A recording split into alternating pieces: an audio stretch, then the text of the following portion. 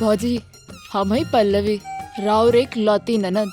हम अपन भैया से 5 साल छोट बानी, तो हमरा से कैसन शर्म। अच्छा एक काम करा, दुल्हन के कह दिया कि बढ़िया से तैयार हो जाए, पड़ोसी सन देखे आवे वाला बड़ा। अभी ए पल्लवी के माई, एकदम चांद के चांदनी निहन बिया तहर बहुरिया।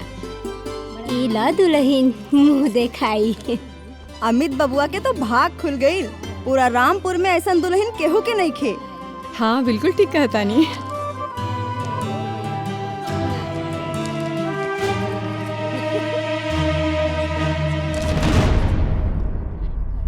ई ले दुल्हन।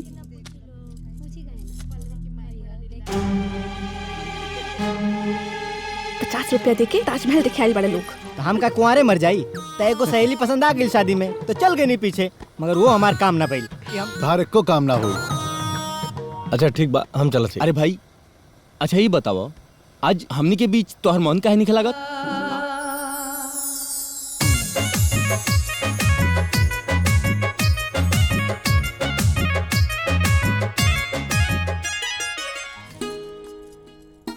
अंजलि,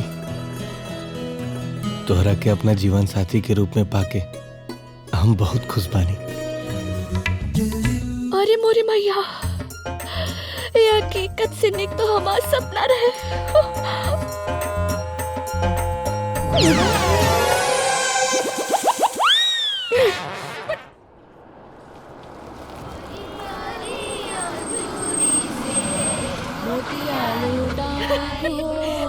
आगे ले हमार भगिना दुल्हन लेके स्वागत बा।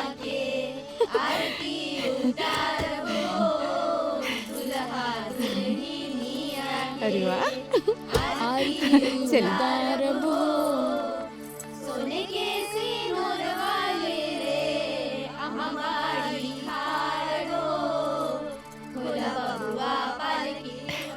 जुग जुग जिया बेटा,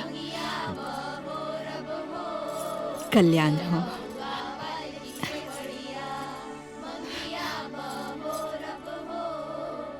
तोहनी के जोड़ी बनल रहे। प्रणाम माई। खुश रहा। आओ चला। चला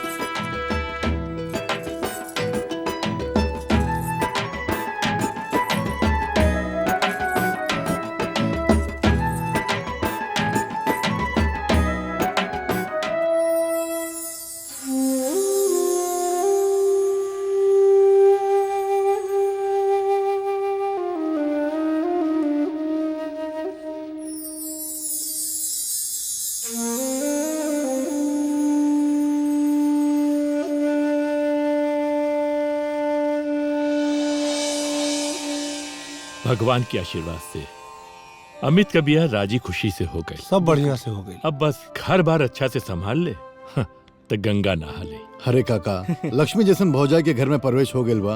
अब तो बहुत जल्दी धन धान और रोजी रोजगार के घर में बरसात हो जाई। बरसात काहे ना हुई? हाँ, सगरो साथियन में अमित से ज्यादा पढ़ाकू, अमित से ज्यादा मेहनती क्यों बा? हाँ, अब तो भौजाई के भी साथ मिल गई बा। अब तो लक्ष्मी ऐसा नहीं द्वारे चल के आई। अब तो लक्ष्मी खुदा घरे चल के आई है। काहे ना, भौजाई का साथ मिल गल हो तो रोजगार का बरसात हुई, काम धंधा खुदे चल के घर आई।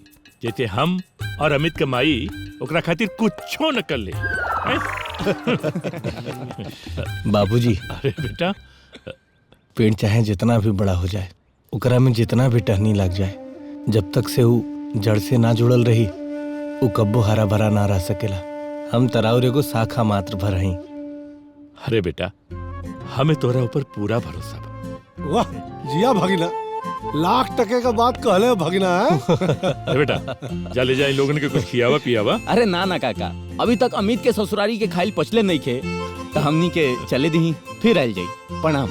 हाँ, खुश रहो। हम छोड़ के आवा तनी। हाँ, जा, जा, जा, चलो। जा। चलो वैसे कुछ भी हो जीजा एक बात बतावा, बारातियन के स्वागत में कोनो कमी तो ना भइल हो जा? का बात करत अड़ हैं? तोहार इंतजाम एक नंबर, लल्लन टाप। चला अब तू लोग तब का कहाँ चला हो?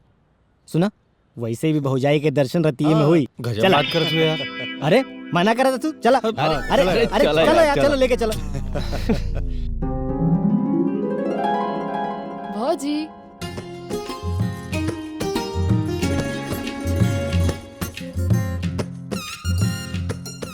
भौजी, हम ही पल्लवी, राउर एक लौती ननद।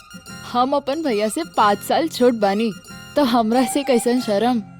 आज जब रउरा भैया के शादी के बाद होत रहल, तो हम ही सबसे पहले मामा के हाथ में रउर फोटो देख ले रही, तभी हम रउरा के भाभी मान ले रही।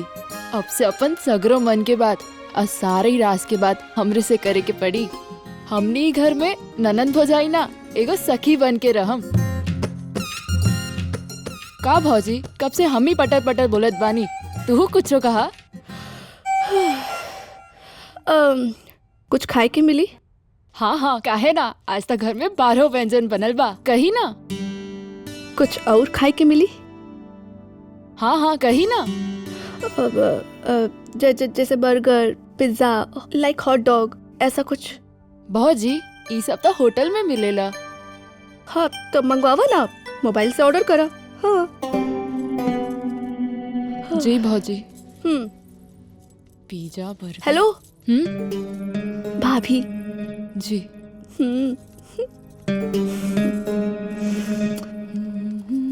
माई, ई तो बड़ी हाईफाई भौजी लागत बिया। Hi fi? हाँ। अच्छा एक काम करा, दुल्हन के कह दिया कि बढ़िया से तैयार हो जाए, पड़ोसी सन देखे आवे वाला बाड़न। अभी देखा देखी कैसे हुई? भौजी के खाना खाए के बा। हाँ तो थरिया में निकाल के दे दा ना। वो घर के खाना ना, वो होटल के खाना ऑर्डर करे के कह रहल बानी। होटल के खाना? हाँ, और वो पिज्जा, बर्गर और hot dog. Pizza, burger, dog का होला? अरे ये तो कोनो कुकुर के नाम है ना? ना दीदी, ये अंग्रेजी खाना के नाम। हाँ। अच्छा तो मंगवा दा, खाए के मन होगी। ठीक बा।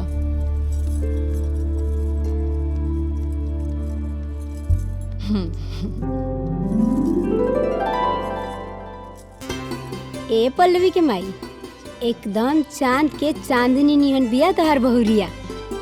इला दुल्हन मुंह देखाई। अमित बबुआ के तो भाग खुल गई। पूरा रामपुर में ऐसा दुल्हन केहू के नहीं खे। हाँ बिल्कुल ठीक कहता नहीं।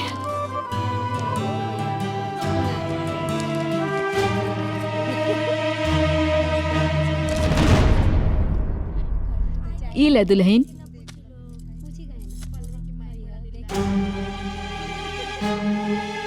₹50 देके ताजमहल देखे आए बड़े लोग। कुछ कहलू हा का दुल्हन? ना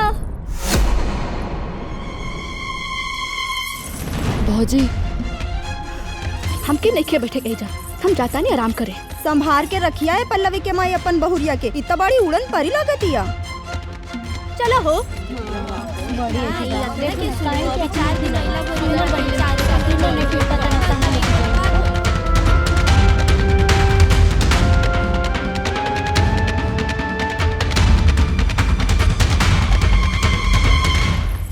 का भल भौजी? डोंट कॉल मी भौजी, से भाभी। और लागत है गांव के सगरे लोग बेरोजगार और गरीब हुए, जे 50 के नोट लेके हमरा के देखे आ गई बाड़े। हाँ, इतने से तो मेकअप के सामान ना आई। तकाई राजा महाराजा कोनो जमींदार के घर बा। हाँ तो आज ना तो काल हो जाए, फिर देखिए हमार ठाट बाट। टेंट वाले के 22,000 रुपया, बैंड वाले के 15,000 और कार सजाई के 7,500 रुपया। ये सब का पेमेंट तो हो गए। बाप रे बाप, बेटा के बियाह में इतना खर्चा भइल हो, तो हमरे बेटी पल्लवी के बियाह में कितना खर्चा हुई? बेटा अमित, अब तो के नौकरी करही के पड़ी कहीं न कहीं। का है जी? का हो हैं? पतो आते सब कुछ भुला गेलू का? हमके तो कोनो पूछते न बस सवेरे से। अरे चाय पानी कुछ मिली? हाँ एगो बात कही। कहा? अमित के बाबूजी पतोहिया के तो बात करे के सहूरो नहीं खे। अच्छा, पतोह के आते ही सासूगिरी दिखाए लगली। अरे नया घर हो, नया लोग बाड़न, धीरे धीरे सबसे घुल मिल जाए, ठीक हो ना? और अमित ओकरा के सब समझाती। अब खड़ा का बड़ू? अरे नाश्ता ना तो कम से कम चाय तो भेजवाबा। हाँ लेके आओ तानी। अच्छा तू लोग विदाई के वक्त कहाँ रहला? इस सुबह सुबह की वजह अरे से सब बात बोले जरूरी बका। भाभी की एगो सहेली के पसंद आ गेल रहे और वही की पीछे हमने के लेके चल गेल रहा। अच्छा अमित भाई हम बतावत हनी, नरेंद्र के शादी भइल बा, तोरो शादी हो गई, तो हम का कुंवारे मर जाई। तय को सहेली पसंद आ गई शादी में तो चल गई नहीं पीछे, मगर वो हमार काम ना भइल। धार को काम ना हो। अच्छा ठीक बा, हम चलत अरे भाई अच्छा ये बताओ, आज हमनी के बीच तोहर मन काहे नहीं लागत? हाँ अमित भाई। हाँ यार, देखा यार, हमनी के लाइफ में बहुत कुछ करे के बा, अकेले कुछो करत रह जा, लेकिन अब जिम्मेदारी आ गई बा। हमरा लाइफ में अंजलि आ गई बड़ी। ओहो, शादी के लड्डू तू खा रहा बड़ा और हमनी के पार्टी के दी। भाई पार्टी से हमरा का याद आ गई, नरेंद्र के शादी में हमनी लोगों ने खूब पार्टी कर ले जाना है ना? हाँ तो हमनी के पार्टी कहाँ है? पार्टी अरे सुनो भाई, हम तू लोग के निराश ना करब, हम व्यवस्था कर देता नहीं, बाकी हमके माफ कर दिया लोग। हमके बहुत मेहमान के छोड़े भेजाए के और हाँ, नहीं का मेहमान के स्वागत भी करे के हाँ।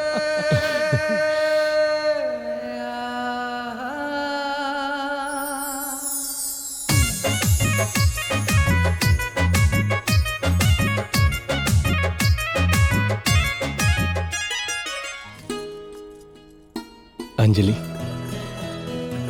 तोहरा के अपना जीवन साथी के रूप में पाके हम बहुत खुश बानी। हमरा तो विश्वास ही नहीं के होत कि हमरा साथे एक के कॉलेज में पढ़े वाली अंजलि आज हमार धर्म पत्नी बाड़ी। आज हम अपना मिलन के पहला रात के यादगार बनावे खातिर तोहरा खातिर एगो छोट उपहार लाइल बानी। कैसन बा?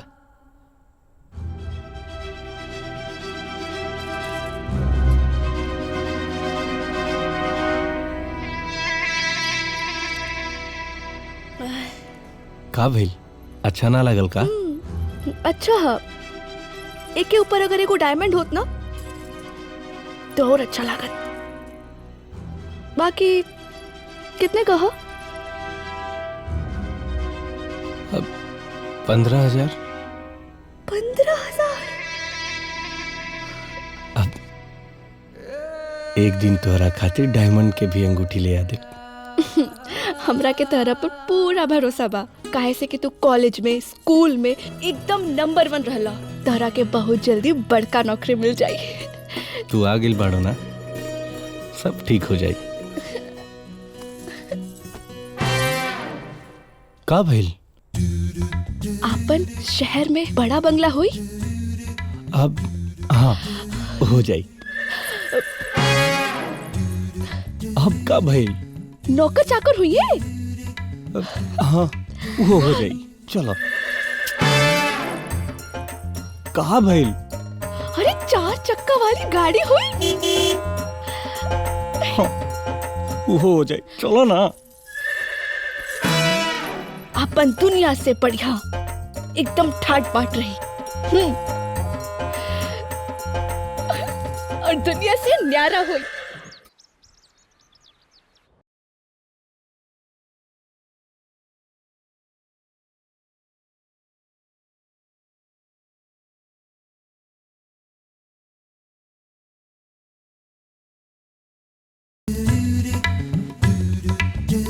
अरे मोरी मैया, ये हकीकत से निक तो हमारा सपना रहे।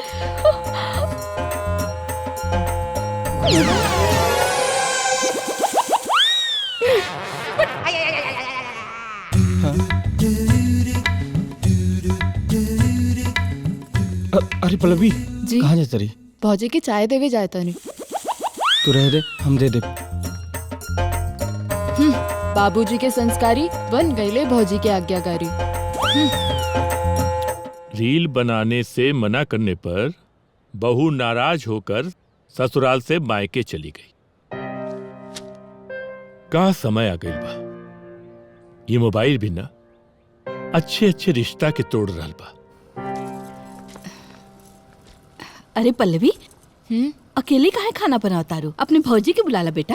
माई हम गल रल भौजी के बुलाए, लेकिन वो कहलिन कि का हमरा के खाना वाना बनावे ना आवेला। तो चली रौरा के हम सिखा देम। हमरा के सिखेओ के भी नहीं खे, हम एजा ई सब करे नहीं खाइल बानी।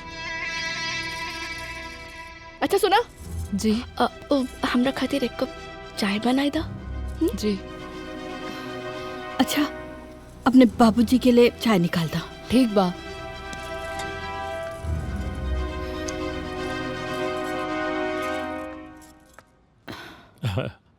अमित के बाबूजी, एगो बात कही। बहुरिया के तो खनुआ बनाव के सहूर नहीं खे। अच्छा एक बात बतावा, तू जब बियाह के आल ललू तो तोके खाना बनावे आवत रहल? वो तो हमार माई तोहरा के 12 व्यंजन बनाए सिखा देली। वैसे ही वहू ना तो से और पल्लवी से सीख जाए। बाकी अमित सब संभाल ले।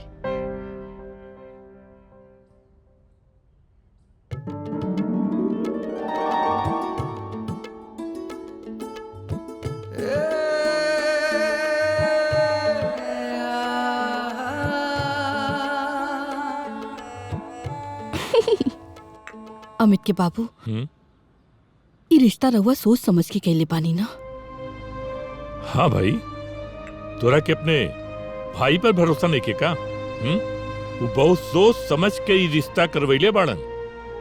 वैसे हमरा के तो अपन सार वकील राय बहादुर पर पूरा भरोसा बा।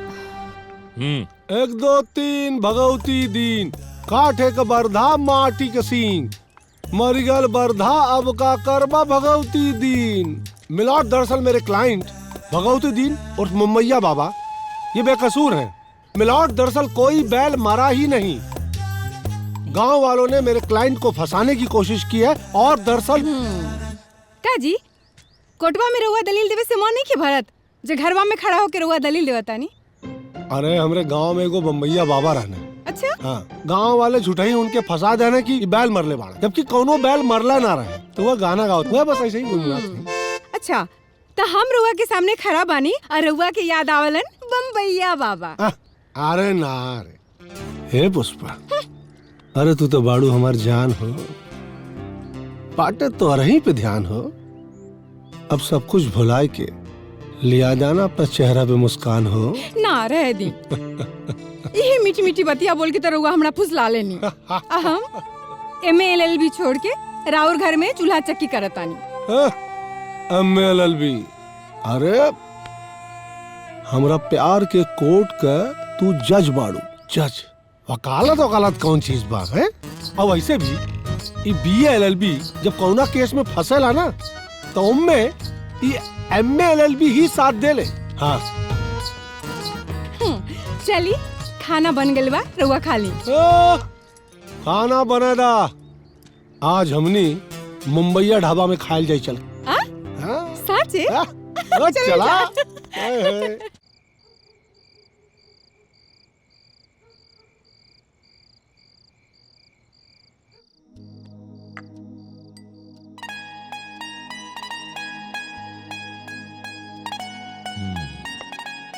आज तो भाई खाना खा के आनंद आ गए, आत्मा तृप्त हो गई। बहू, आज तू खाना बहुत अच्छा बनूले पड़ो। हाँ, का अमित, कैसन लगल खाना आज का? बहुते बढ़िया बाबूजी। हम कोनो खाना वाना नहीं के बनवले बानी।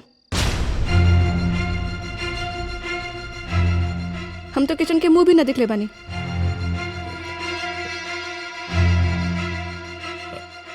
कोनो बात ना,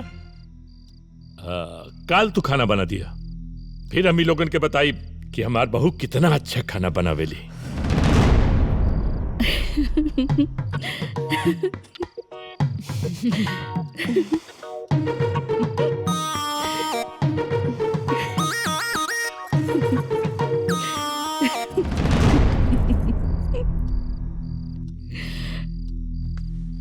पल्लवी जी, खाना लगा के पहले बहू के दे दिया, फिर तू खाना खाइया। जी ठीक हो ना?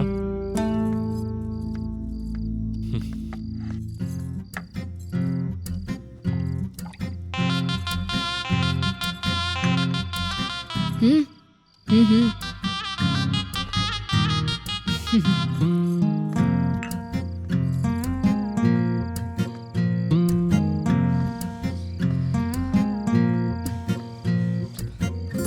अमित, ये जौन कुछ भी हो रहल बा ना, हम अपना सपना में भी ना सोचले रहनी। तो गुस्सा में ना बहुत सुंदर लागेलू। ये प्यार मोहब्बत की बात ना बड़का नौकरी लागे की बात करिया।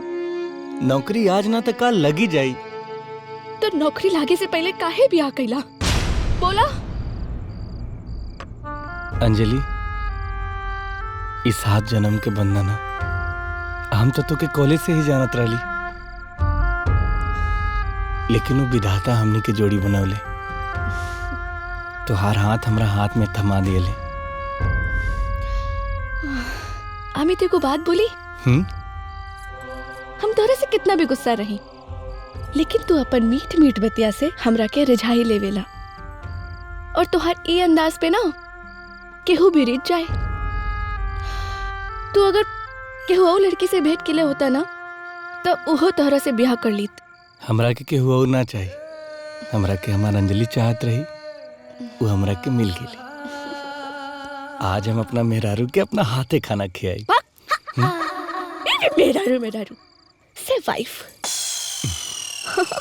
वाइफ। हाँ।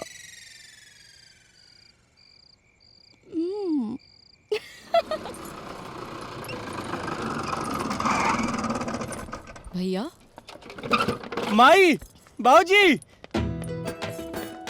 हमनी के सपना साच हो गई। हमार नौकरी लाग गई पल्लवी। बधाई हो भैया, मिठाई खिलावा। भगवान हमनी की प्रार्थना सुन ले लेन। अब हमनी के भाग जाग गए। हाँ, ए बेटा, तू तो हमारा सीना गर्व से चौड़ा कर देला बेटा। बहुत अच्छा काम कैला। देखा अंजलि, हमार नौकरी लाग गई।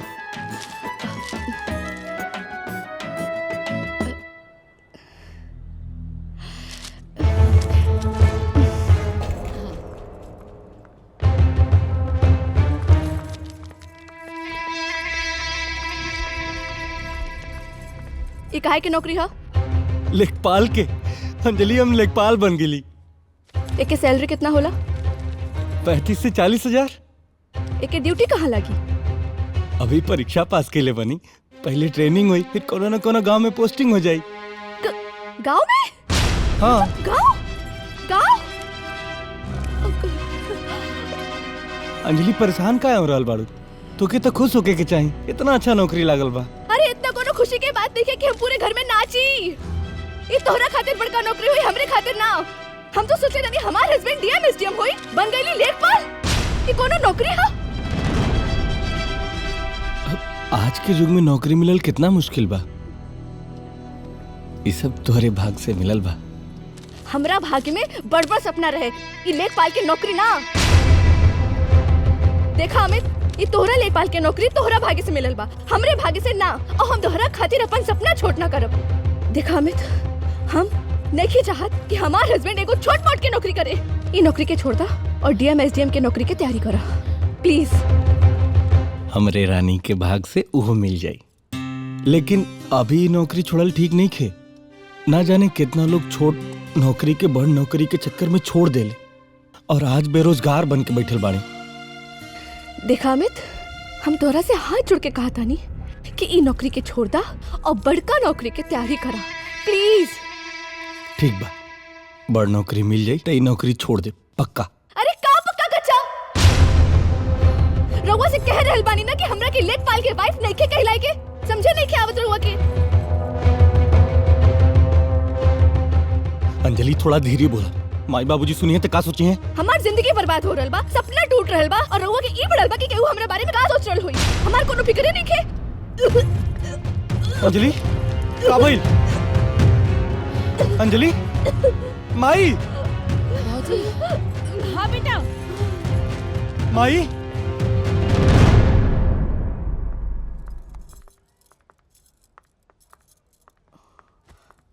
कॉन्ग्रेचुलेशन अमित जी, आप बाप बनने वाले हैं। ध्यान रखिए इनका। जी। थैंक यू डॉक्टर साहब। ओके जी।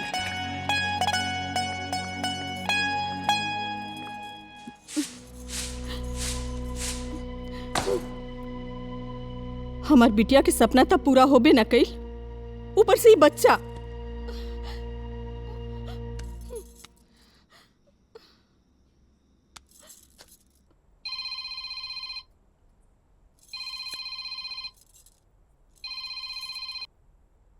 हाँ माई, गोड़ लागत नहीं। अरे हम तोरा के का आशीर्वाद दे, हमरा के तो कुछो समझ में नहीं आ रहल बा। काहे का हो गइल? अंजलि, का तू इहे सपना देख ले रहलू कि तू एगो लेखपाल के बीबी का हवा? बोला देखा अंजलि, अमित के हमेशा याद दिए तेरैया कि ओकरा की जिंदगी भर लेखपाल की नौकरी ना करे के बा, ओकरा की कोनो बड़ा नौकरी करे के बा। अरे आज तो तू एगो लेखपाल के बीबी कहा बताड़ू, कुछ दिन में एगो लेखपाल के लड़का के माई कहेबू। हमरा के तो कुछ समझ में नहीं आ रहल बा। अंजलि, आज तू हमरा के ए दुनिया के सबसे बड़ा गिफ्ट देले बाड़ू। अब तू एगो प्यारी बीबी के साथे, सॉरी, प्यारी वाइफ के साथे प्यारी मम्मी भी बने वाली बाड़ू। हे, का भाई, तू हमनी के प्रीत के बंधन से आए वाला मेहमान से खुश नहीं खुका? बीवी बनब, माई बनब, ये तो संसार के रीत ह अमित, बाकी हमारी सपना नहीं खे। तू का चाहता रो कि हमार होके वाला बच्चा ई परिवेश में जन्म ले, ई अभाव में पले बढ़े? हम नहीं चाहत कि हमार बच्चा ई छोट से गांव के घर में जन्म ले और तोहारू 20 साल पुराना टूटल फूटल स्कूटर पे बैठ के पढ़े जाए। हमार सपना बा कि तू बड़का डीएम बना, और जब तक तू बड़का डीएम न बनबा, हमरा के कोनो बच्चा न चाहिए।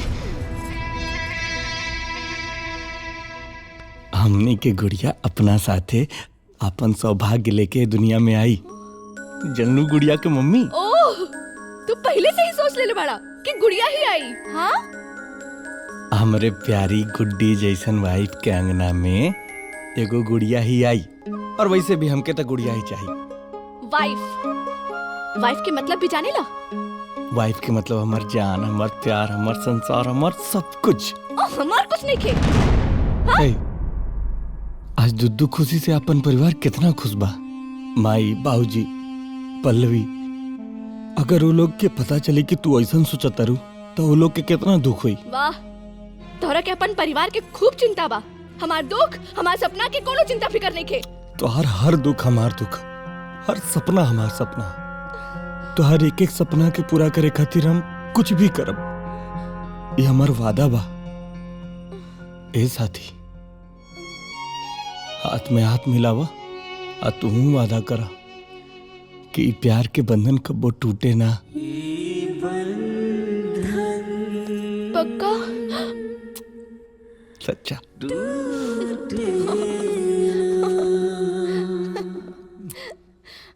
कॉन्फिडेंस, कॉन्फिडेंस जीजा, एकरा के कहल जाला कॉन्फिडेंस।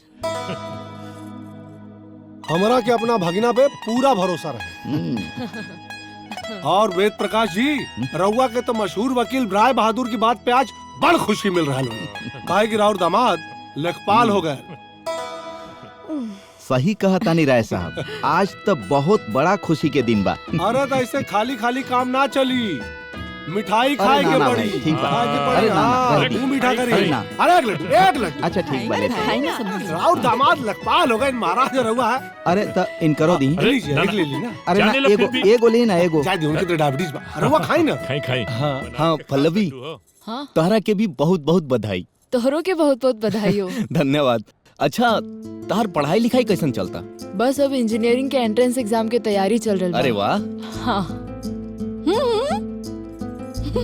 दोनों जन में का खुसर फुसर हो रहल बा? अरे कुछ ना मामी जी, हम कहत रहे कि माई कुछ दिन से अंजलि दीदी के बहुत याद कर रहा बिया। समधी जी, हमने चाहत रहनी कि अंजलि के कुछ दिन खातिर घरे लेके जाई। हाँ, कहे ना, अगर अंजलि बिटिया घरे जाए के चाहती है तो आप खुशी खुशी ले जाए। धन्यवाद। अरे जैसे ई घर वैसे वो घर, जहाँ चाहे रहे। वैसे भी अमित बेटा कुछ दिन खातिर लेखपाल के ट्रेनिंग में जात हवन। हमरा तरफ से कोनो एतराज नहीं के का जी? अरे रउआ के जौन उचित लगे उहे करी।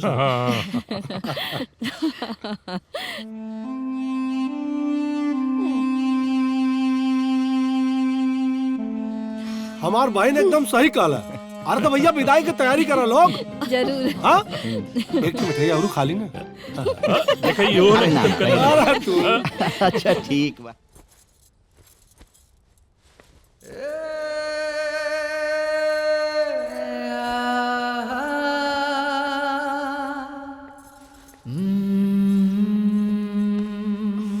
अंजलि जा रहल बाड़ू? बस करा अपन मीठ मीठ बुलिया से हमरा के रिझावे की कोशिश जिन करा, ना तो हम तोरा के छोड़ के मायके न जा पाए। और अपन उ लेखपाल के भरोसे मत रहिया। हाँ? नौकरी की तैयारी करत रहिया। हमार सपना जाना तारा ना। और वो अपन लेखपाल की नौकरी में ना ई गांव से ऊ गांव से ई गांव जाए के पड़ेला। तो हम अलमारी में अपने इम्पोर्टेड क्रीम पाउडर रख ले बानी, ओकरा के लगा लिहल करिया। काहे से कि हम नहीं चाहा कि हमार हस्बैंड धूल माटी में करिया हो जाए। अब यही से कहा था कि बड़का नौकरी की तैयारी करा तो एसी वाला गाड़ी, एसी वाला घर, एसी वाला बंगला सब हो जाए, सब हाई फाई ठाट बाट हो जाए।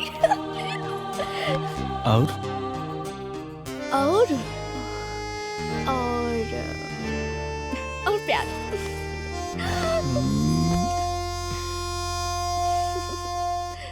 दुल्हीन हाँ माई। चलिए छोड़ी माई, छोड़ी। अरे पागल। हमसे कुछ बताइबा कि का भइल बा? इतना टेंशन में बैठल बड़ा तू तब से। का हो? ले अमित आ गई। बड़ा अर्जेंट बुलैला लोग। कोनो बात बा का? अरे यार जब से आइल बा अपने टेंशन में बैठल बा। अब तू ही पूछा। का हो? का बताई यार, शादी के बंधन इंसान की जिंदगी के सबसे खूबसूरत बंधन होला, जकरा में दो इंसान एक दूसरे के साथ फेरे लेके प्यार भरल जिंदगी बितावेले। लेकिन प्यार भरल जिंदगी रुपया पैसा नौकरी के बिना ना बितावल जा सकेला का? और का प्यार के कोनो कीमत नहीं के? नरेंद्र, प्यार भरल जिंदगी के अरे धन दौलत के इस दुनिया में कोनो मोल नहीं खे यार। हाँ। कितना जन के पास इस दुनिया में पैसा कौड़ी के खजाना भरा पड़ल बा, लेकिन प्यार के बिना जीवन उनकर एकदम सुना बा। हाँ यार अमित, हम बहुत दिन से अपन मेहरारू को लेके घुट घुट के जी रहल बानी यार। हमार जिंदगी तबाह हो गई बा। हम सोचता नहीं अब हम का करी। तू खुल के बताओ पूरा बात का बा? अब हमार शादी हमार नौकरी लागे के शर्त पे भई रहे, लेकिन हमार नंदरी के हमार छोट नौकरी पसंद नहीं के। यही हमारे ओखरा के छोड़ के हम बड़ा नौकरी खोजता नहीं, लेकिन कोनो नौकरी मिलते नहीं के। यही से हमार नंदनी रोजाना अब हमार माँ हमारे बाबूजी के और हमके ताना मारत बिया और हमके बेइज्जत करत बिया। हम तो सोचता नहीं कि हमार बेरोजगारी हमारा खातिर शराब हो गई बा यार। तू चिंता मत कर, हम नंदिनी से बात करब। आज तो कुछ भी बोल सकेला अमित बाबू, काहे से कि आज तहार नौकरी लाग गई बा। अगर ये तहार नौकरी ना लागल होई और तहार मेहरारू तारा के छोड़ के चल जाई, तो अब तहरा पता चले कि आज के जमाना में प्यार व्यार से ना पेट भरेला, पैसा से पेट भरेला अमित बाबू, पैसा से। कहल बड़ा आसान होला अमित, लेकिन एगो औरत के सगरो सपना तबे टूट जाला जब छोट मोट जरूरत तो छोड़ दो, हर महीना में लागे वाला जरूरत के भी पैसा हमरा नरेंद्र लगे ना रहेला, तो हमरा के उनका माई बाबूजी से भीख मांगे के पड़ेला।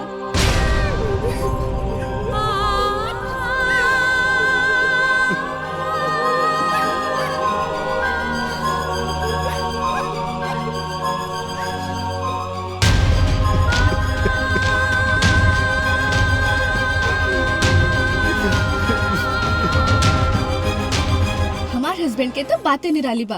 हम कितना भी रुसल हुई ना, वो अपन भोली भोली मीठ मीठ बतिया से मना ही लेवेलन। एक बात बताई, हमार हस्बैंड ना परफेक्ट हस्बैंड बाड़न। तू तो बड़ा नसीब वाला बाड़ू जे तोहरा के मनपसंद दुल्हा मिल गई। हाँ हाँ, काहे ना सोना जैसन मर्द मिलल और ऊपर से हीरा लाग गई जो लेखपाल के सरकारी नौकरी लाग गई। लेखपाल के नौकरी तो टाइम पास कर रहल बाड़न। वो तो डीएम एसडीएम की तैयारी कर रहल बाड़न। कुछ दिन में उनके डीएम एसडीएम की नौकरी भी लग जाई। वो छोट मोट नौकरी थोड़ा न करियन। तब तो तू बंगला में रहबू, बड़ा कार में घूमबू। हाँ, बड़ा कार बुक कैले बानी, छोट मोट नहीं खे। कौन कार ले रहल बाड़ू अंजलि? एसी वाला बड़का। हाँ। तू देखो कहीं तहार दुल्हा तो ना आ गईले।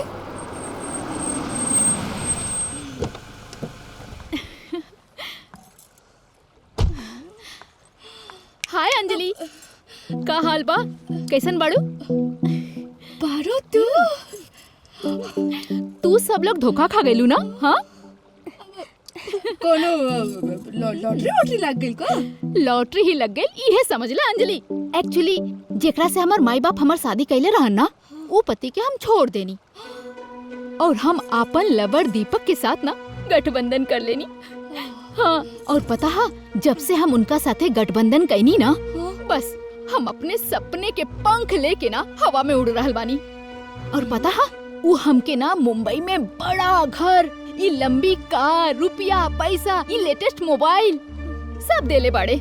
और जब से ये फैसला हम कैले बानी ना, हमार जिंदगी में ऐश ही ऐश। हाँ, हमार तो मौज है।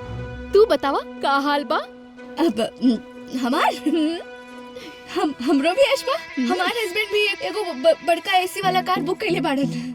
2-4 दिन में आ जाई। ये हम चंदा और गीता से बतावत रहनी ना। पर तोहार हस्बैंड तो लेखपाल बाड़े ना, वो जवन कॉलेज में टॉपर रहे है ना, अमित, ओकरे से शादी कैले बाड़ू ना, जेकरा के हम सब कॉलेज में मुड़ के भी ना देखत रहनी, उहे अमित ना। और लेखपाल के नौकरी करके के वो इतना बड़ा कार खरीद सकता का? हाँ, अच्छा अपन लेटेस्ट मोबाइल दिखावा। अरे दिखावा दिखावा, अरे दिखावा ना, दिखावा दिखावा। ई मोबाइल ई कितने के हवे? हाँ, ज्यादा से ज्यादा 10,000 20,000 के। देखा अंजलि, हम तोहर सहेली बानी, यही लिए तोहरा के समझावत बानी। अभियो कोनो देर नहीं खे भइल। हमार जैसन जिंदगी जिए खातिर तू वो फैसला कर ला, नहीं तो इस जिंदगी भर चूल्हा चौका करके ना इस चांद जैसन चेहरा ना कारी बदरी जैसन हो जाई। चल अब हम जात बानी, बाय।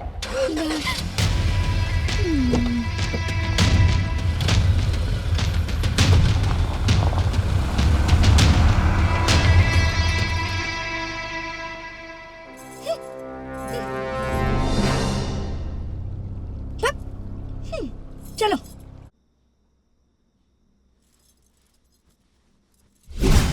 ओ अंजलि, तोहार सहेली पारो जवन सपना दिखले रही ना, पूरा कर लेली। और आज देखो मौज कर रही बिया। तू खाली बोलत रह गईलू कि हम ये सपना में भी ना सोच ले रही। और डीएम एसडीएम के बीवी बने के तो और सपना तो सपना ही रह गए। खाली अब तू लेखपाल के बीवी कहलाइबू, लेखपाल के बच्चा की माए कहलाइबू। हरदम लेखपाल ना रही है।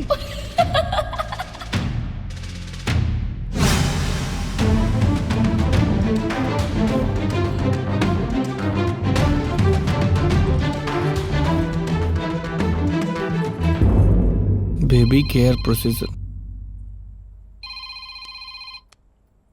हाँ अंजलि, अमित का हो रहल बा? का बताई, तोहरा बिना ये जिंदगी नदी के दुई पाट जैसन हो गइल बा। जौना के एक किनारा से हम तोरा के खड़ा होके निहार रहल बानी, आ दूसरा किनारा से तू। अब बीच में प्रेम के धारा बह रहल बा। मन करता है धारा में तैर के आके अपना अंजलि के गले लगा ली। बस बस ओइजा रहा, पढ़ाई की तैयारी करा। जाना तड़ा ना, हमरा के लेखपाल की नौकरी पसंद नहीं खे। डीएम एसडीएम की तैयारी करा और हमरा के डीएम बन के दिखावा। ठीक बा भाई। हेलो हेलो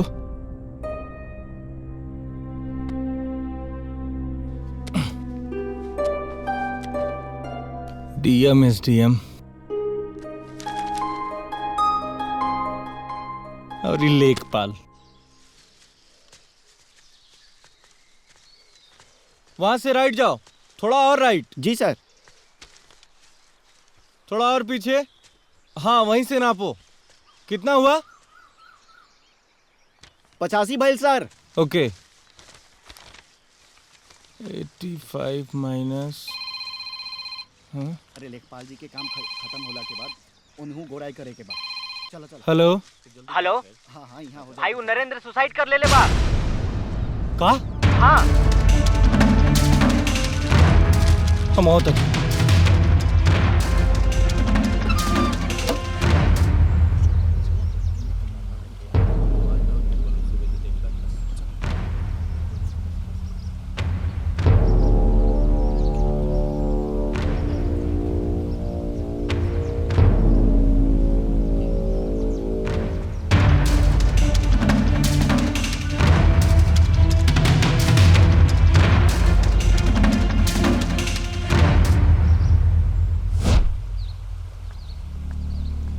सुसाइड नोट पर अपन बेरोजगारी और लाचारी के बात लिख के गइल बा।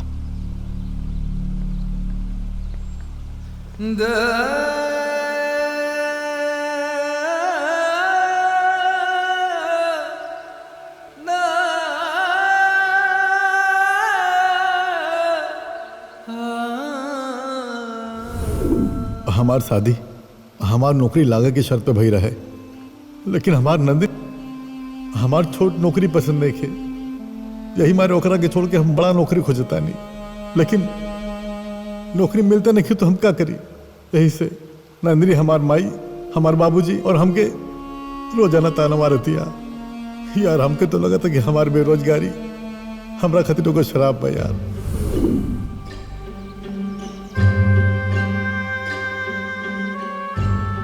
सॉरी दोस्त, हम समझा ना पाऊनी।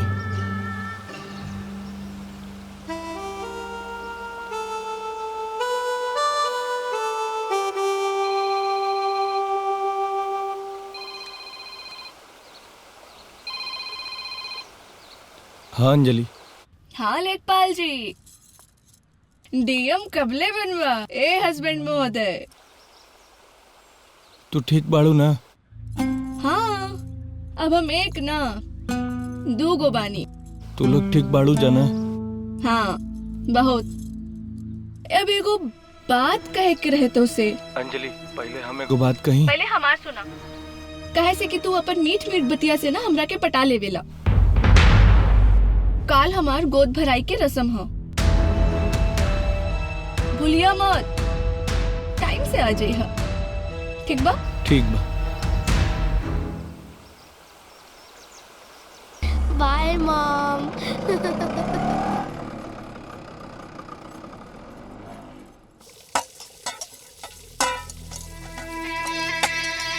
दुल्हन, तुम दो तो हमारी जिंदगी नहीं।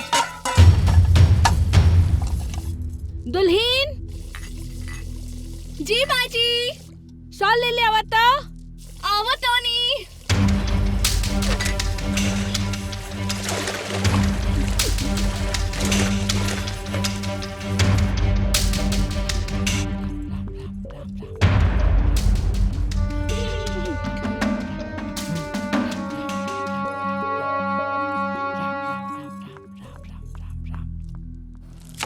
पढ़ाई लिखाई बर्तन चौका कपड़ा लत्ता कर करके हमारे सगरो सपना चूर चूर हो गई बा।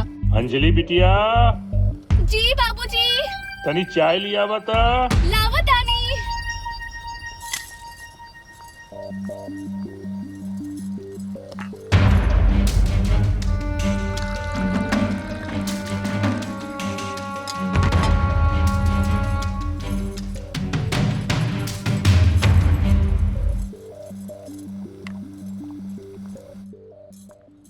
प्रधानमंत्री बाढ़ग्रस्त दौरे पर। द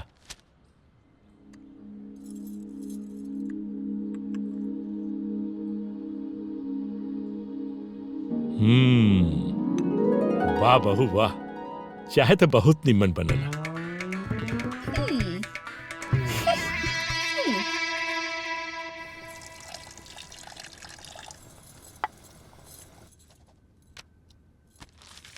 भाभी क्या है?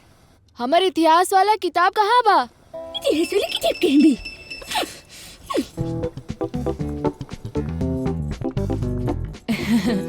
थैंक यू भाभी। चलो हमने संगे रोटी बनावे के बा।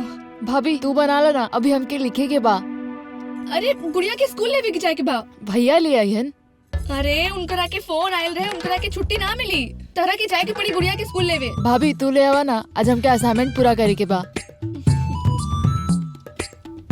ये असाइनमेंट करे के भी।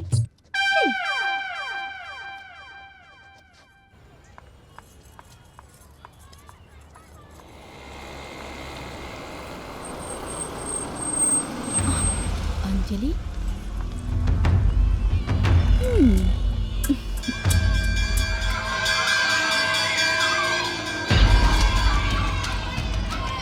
छुट्टी तो हो गई, गुड़िया नहीं खिलौकत। अभी ले गुड़िया।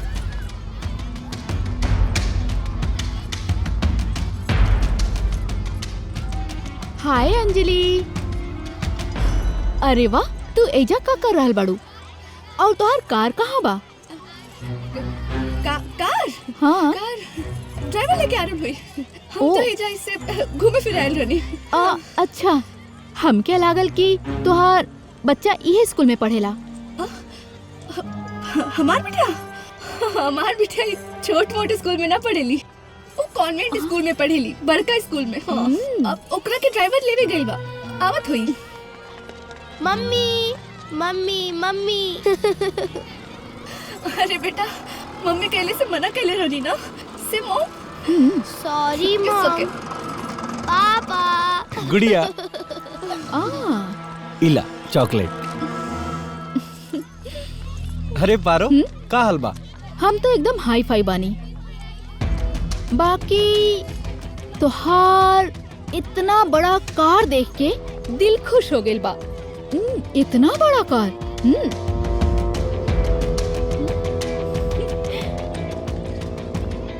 अंजलि, बड़ा सपना देखल तो बहुत आसान होला, काहे कि उस सपना में ना इंसान कहीं भी जा सकेला। हवाई जहाज में उड़ सकेला, लंदन जा सकेला, दुबई जा सकेला, कोई जगह घूम सकेला। हाँ, और बाकी सच्चाई ई हतार ड्राइवर और ई हतार बड़ी कार। हाँ, ई हतार सच्चाई। कितना झूठ बोलत बाड़ू। हाँ पारो, बड़ा गुरूर में बाड़ू। अपने पति और परिवार के छोड़ के ई जवन झूठा और दिखावटी अमेरी के जिंदगी जी रहल बाड़ू ना, जौने दिन तोसे ओकर मोह भंग हुई, भटके राह ना पैबू। हमनी के जिंदगी के आधार धन और दौलत नहीं खे, जन्म जन्म के रिश्ता आई। हमनी के रिश्ता रीत, प्रीत, विश्वास और त्याग के अटूट धागा से जुड़ल प्यार के बंधन है। ये बंधन टूटे ना। माय फुट। पापा ये का बोलली? तोरे चक्कर में हमार बहुत बेइज्जती हो गई। अरे ये झूठी के बाद का सुने ले तू? वो सही बोलली बिया। काहे इला तू आइजा? मना कहले रहला ना तू? अरे जल्दी छुट्टी हो गई तो आ गेली। जल्दी छुट्टी हो गई तो आ गेली। ये कैसे मजबूरी की ड्यूटी बिया? जे गुलाम नियन साहबन से पूछ-पूछ के काम करे के पड़ेला। मॉम, अच्छा भल जी पापा आ गइले। जब ये अच्छा भले पापा आ गइली, सड़ल स्कूटर से आ गइली। अरे सुना, कहा बैठ जा, ना तई चांद नियन चेहरा करिया बादर हो जाई।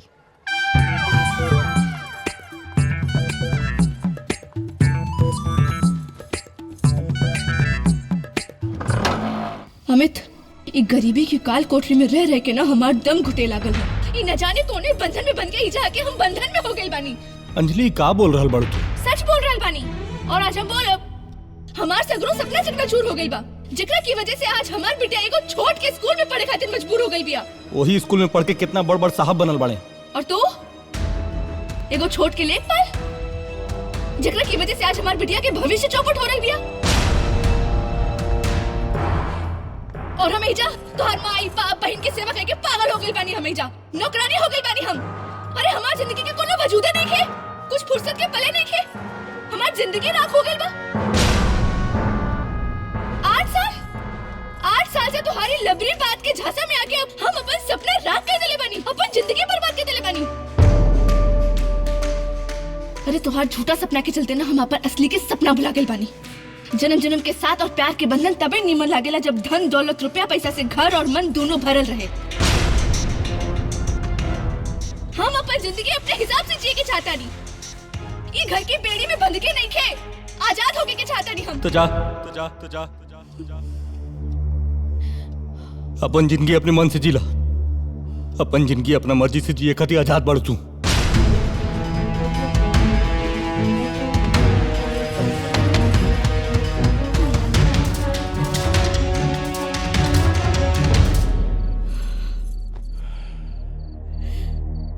ऐसा लड़की से ब्याह करके हमरे बेटा की जिंदगी बर्बाद हो गई। और रउआ हमेशा ओकर पक्ष लेत रहली है ना? हाँ मालती, गलती भइल बा हमरा से, पर अब पानी सर के ऊपर चढ़ गइल बा। पुरान लोग सही कहत रहना कि गलत आदमी के या गलत बात के बहुत ज्यादा दिन तक नजरअंदाज न करे के चाहिए। अब सब बर्दाश्त के बाहर हो गईला। हम काले राय बहादुर के बुलवा के ना इस सिलसिला में बात करब। दीदी दीदी। अरे बबलू। अरे बाबूजी गोड़ लगतनी। खुश रह बेटा। हाँ, अरे पल्लवी बिटिया कुछ मीठा पानी लेके आवा, बबलू अलबाड़न। बेटा बेटा चाय पानी रास्ता में भी हो जाए बबलू। अभी स्कूल से गुड़िया के भी लेवे के बा, चला।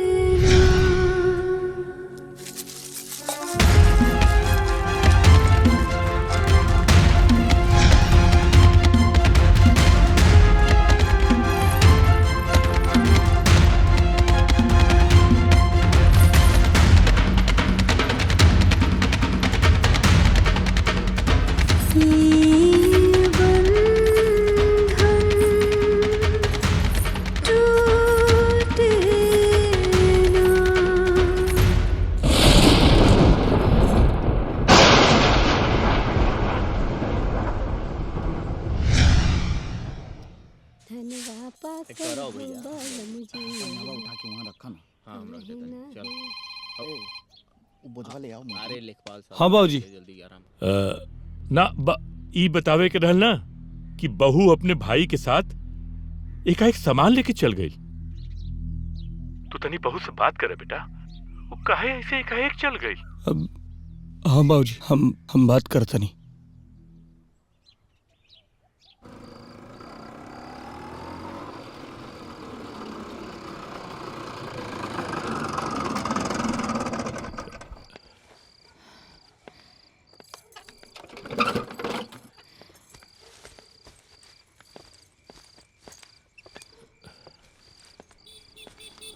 बाबूजी अभी हम अंजलि के घर से ही आवत नहीं, वो थोड़ा अभी नाराज भी आ।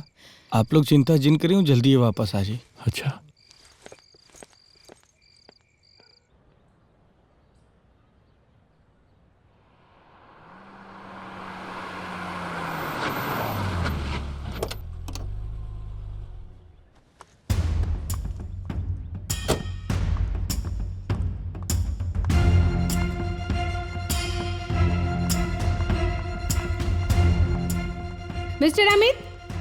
मिस्टर अमित। वाह मम्मी, आज तो मामा की कोट पहन के आल बाड़ू, एकदम में वकील लागत आड़ू ना। हम बानी वकील। आइजा हम एगो रिश्तेदार बन के ना एगो वकील बन के आईनी है। आइजा हम एगो नोटिस देवे खातिर आल बानी। नोटिस? मिस्टर अमित के पत्नी, ये घर के बहू अंजलि शर्मा कोर्ट में तलाक के अर्जी देले बाड़ी।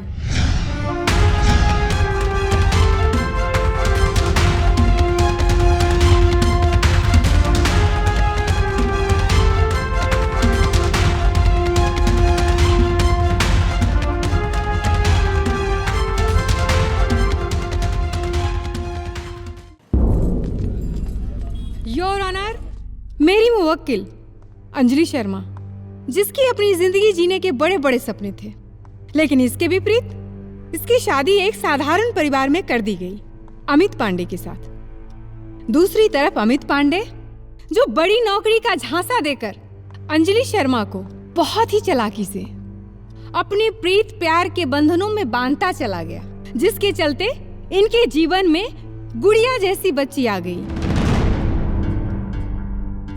अमित के परिवार वालों ने गुड़िया का एडमिशन एक साधारण से स्कूल में करवा दिया। जब बच्ची को स्कूल में दाखिला की बात आई तो अपनी बच्ची की अच्छी परवरिश को लेकर एक माँ का दिल टूट गया, जिसके चलते मेरी मुवक्किल अंजलि शर्मा अमित से तलाक लेने को मजबूर हो गई। इसलिए अदालत से दरख्वास्त है कि अंजलि शर्मा के तमाम सपनों को देखते हुए उसके बच्चे के अच्छे परवरिश के लिए अमित से उसका तलाक मंजूर किया जाए, ताकि वो अपनी खुशहाल जिंदगी अच्छी तरीके से जी सके। That's all. Thank you your honour. वकील राय बहादुर, आप अपनी दलील पेश कर सकते हैं। Thank you your honour. Your honour, मैं श्रीमती अंजलि को विटनेस बॉक्स में बुलाने की इजाजत चाहता हूं। इजाजत है।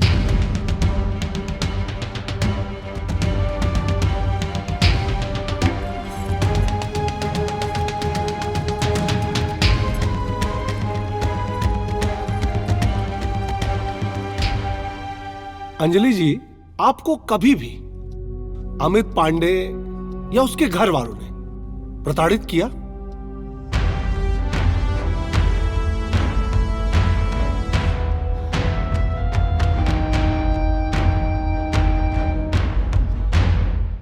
अंजलि जी, अदालत इशारों की भाषा नहीं समझती है, थोड़ा जोर से बोलिए। नहीं नहीं मिलॉर्ड, नहीं। और अंजलि के हलफनामे में भी डोमेस्टिक वायलेंस यानी घरेलू हिंसा का कोई जिक्र नहीं है। फिर मैं अंजलि जी से पूछना चाहता हूं कि आप तलाक क्यों चाहती हैं? वो हाँ बोलिए ना। हाँ, मेरे सपने। सपने? सपनों का क्या है जस्सा? सपने तो सपने होते हैं। सपनों को तोड़ने के लिए पेट्रोल की भी जरूरत नहीं पड़ती और ऑनर। लेकिन जब वही सपने जब जिंदगी की हकीकत से टकराते हैं, जब उनका सामना जिंदगी की हकीकत से होता है, तब पता चलता है रिश्तों के सही मायने। रिश्तों की अहमियत हमें तब पता चलती है जज साहब। मेरी अदालत से दरख्वास्त है कि अंजलि जी का तलाकनामा नामंजूर किया जाए और पति पत्नी को हंसी खुशी साथ में रहने का आदेश पारित किया जाए, ताकि समाज में यह संदेश जाए कि जिंदगी की सही पूंजी प्रेम है, प्यार है, न कि पैसा।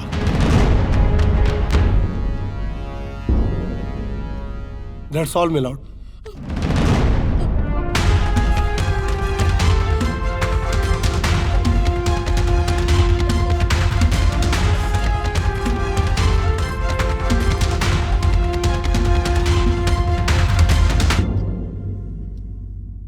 दोनों पक्षों की दलीलें सुनने के बाद यह अदालत इंडियन पीनल कोड के हिंदू मैरिज एक्ट के सेक्शन 13B सब सेक्शन 2 के तहत पति पत्नी को एक दूसरे को समझने समझाने के और तालमेल बनाने के लिए 6 महीने का वक्त देती है।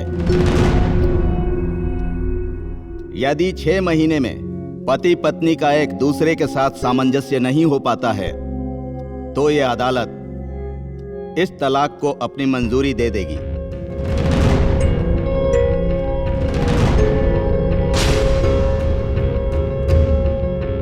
तलाक मंजूर होने के बाद अदालत यह फैसला करेगी कि बच्ची मां के पास रहेगी या पिता के पास। तब तक के लिए अदालत मुलतवी की जाती है।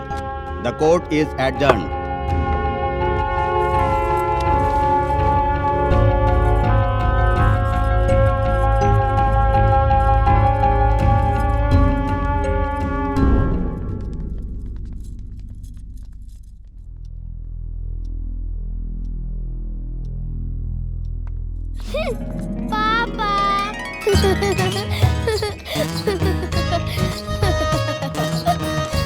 इला चॉकलेट। थैंक यू पापा।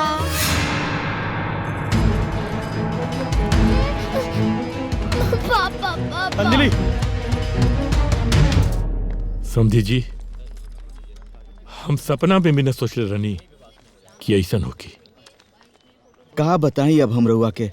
अरे पूरा परिवार समझा समझा के हार गई। हम तो अपना संताने से हार गए नहीं समझी जी।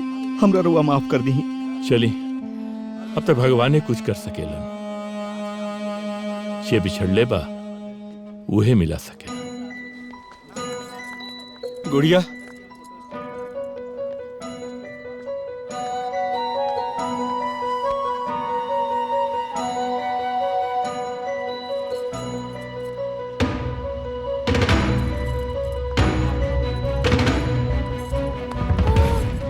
गुड़िया हमरे साथे रही।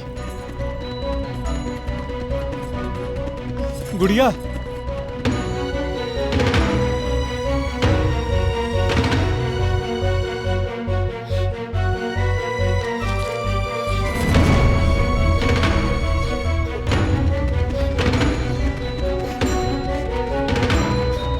गुड़िया,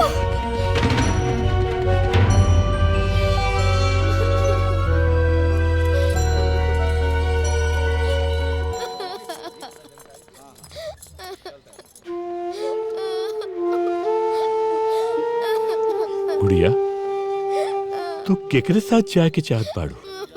रो मत गुड़िया, बतावा।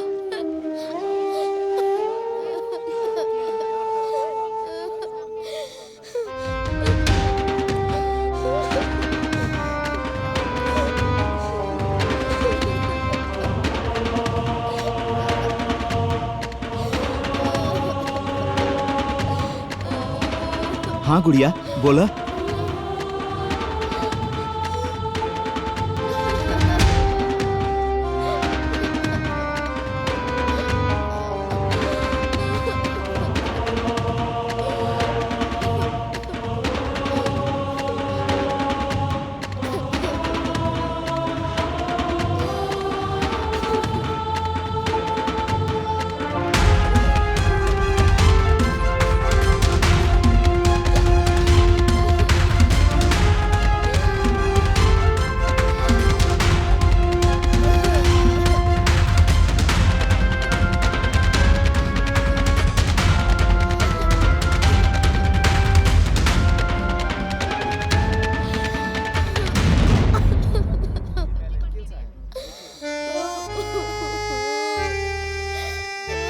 हाँ गुड़िया, बोला बेटा, बोला। मामा मामी के संगे जाए।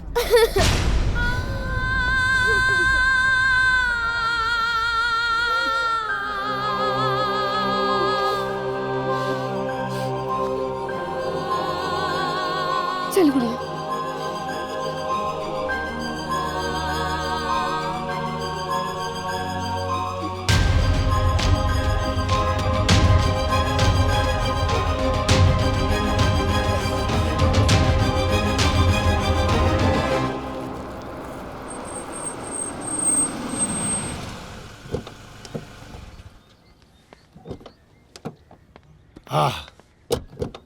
आवा, आ जा बेटा। चला बेटी चला। आहा, ई देख, ई है हमनी का नया आशियाना।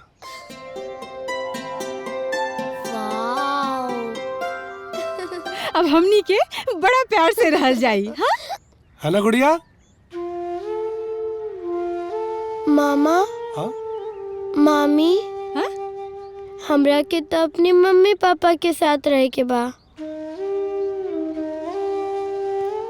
बेटी, मम्मी पापा के बीच कट्टी चल रहा बा ना? हाँ? जब बट्टी हो जाई तो तोहरा के मम्मी पापा के पास पहुंचा देल जाई। तले हमनी तहार मम्मी पापा बनी। हाँ। तू लोग तो हमार मामा मामी हवा ना?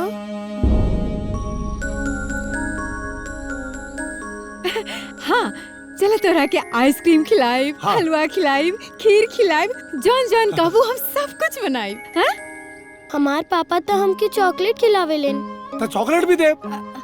देखा बेटा, ये घर में तू जवान चीज मांगू सब तोहरा के मिली। हाँ? मामा मामी तो हमारी मम्मी पापा के बुलवा दा ना। का भइल? अरे हमार बच्चा, आओ चला पहले घर में चला। सब मिली, चॉकलेट वॉकलेट सब तोरा के जे मिली। हाँ? ठीक है चला आवा चला हाँ, चला आहा नया घर में आला हमार बच्चा हाँ? सब मिली बेटा तोरा यहाँ जवान चीज तू।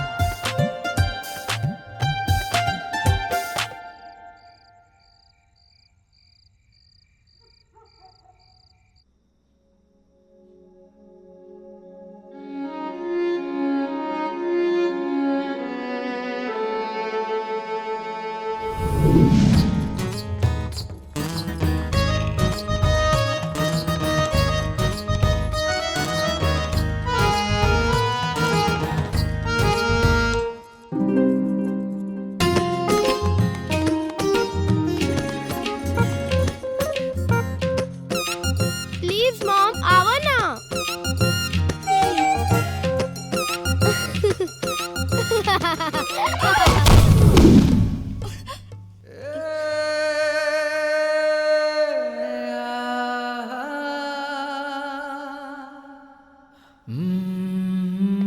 अरे पुष्पा हाँ जल्दी करा अरे आवत आनी। गुड़िया के स्कूल जाके देर होता। आ गई नी ना। इतना दिन तो खाली रहुए के तैयार करते रहनी। अब हम अपन गुड़िया के तैयार करब पहले है ना गुड़िया हाँ? वैसे एक बात बोली का? गुड़िया के अगला के बाद ना तोहार प्यार 50-50 बढ़ गइल बा। और न तो का हाँ भाई चलो चलो चला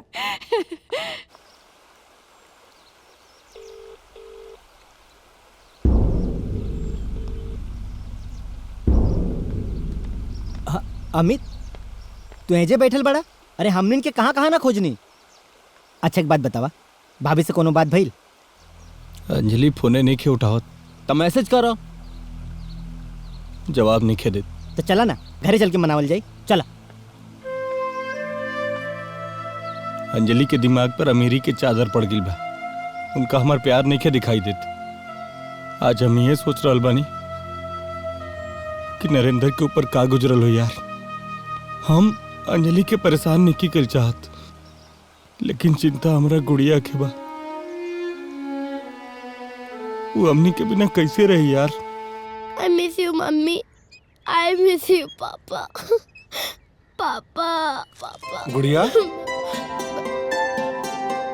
पापा मामा मामी। ला बच्चा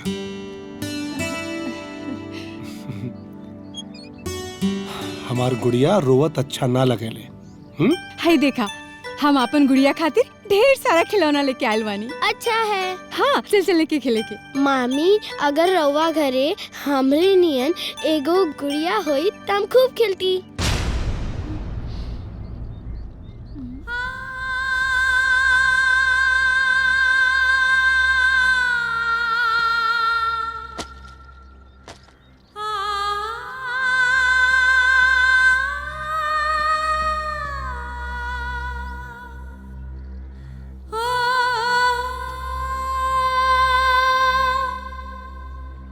हम होता नहीं बेटा हाँ? जी मामा जी।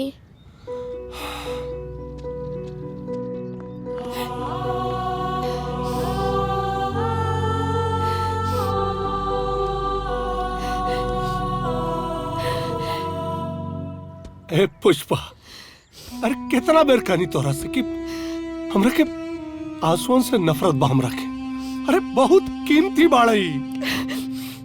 हम रुआ के कितना मार करनी कि रुआ दूसरी शादी कर ली, लेकिन रुआ हमार बात नहीं की माना। ऑब्जेक्शन मिलॉट। अरे अजीब बात कर रहल बाड़ू। एक म्यान में दो तलवार रह सकेले का? तोरा के छोड़ के हम केहू और के बारे में सोच भी नहीं कर सकत। अब ठीक है भगवान के बनावल जोड़ी में यह मंजूर है कि हमने बिना संतान करे तो ऐसे ही सही मत हो।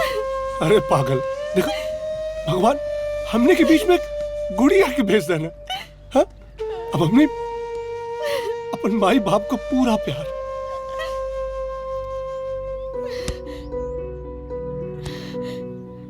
गुड़िया पे निछावर कर केस डिसमिस।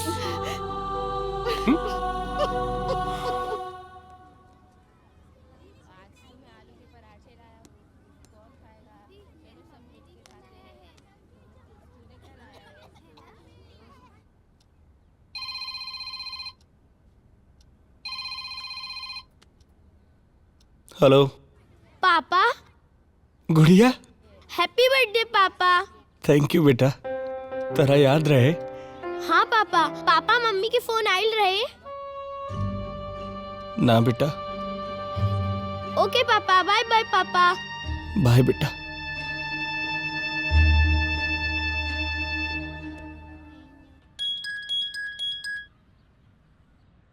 Hello mom. हाँ गुड़िया। मॉम, आज के दिन बड़ा स्पेशल है। कहा? कैसी वाइफ है आप? अपने हस्बैंड का बर्थडे भी याद नहीं रखती। ओह, तो तू बात कैले रहलू? पहले तू बाड़ू की हम। चलो उनकर आके कॉल करके उनके जन्मदिन पर बधाई दिहल जाओ। ओके mom, come on mom. Okay.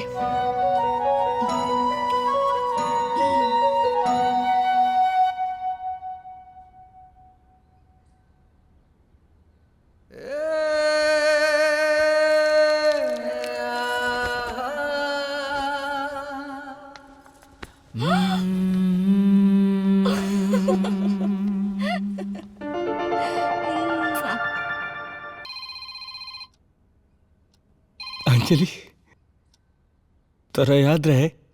O hello, ये मत समझिए कि हम तोहरा के अपने मर्जी से कॉल कईनी हो। वो तो हमार गुड़िया के दिल रखे खातिर हम सोचने की तोहरा के कॉल कर दी।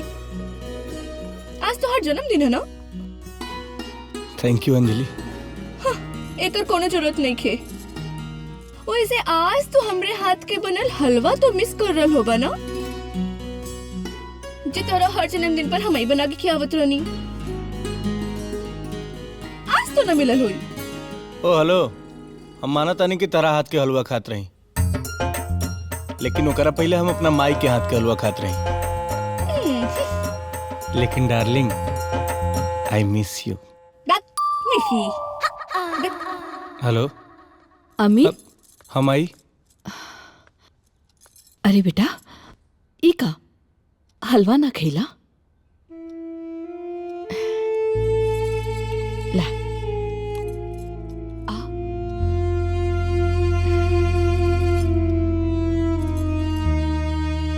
गुड़िया की याद सता रहल बा। तू हमरा से एक दिन दूर रहेला ना, तो हमर मन घबराला। तू गुड़िया के बगैर कैसे रह रहल बाड़ा? हाँ?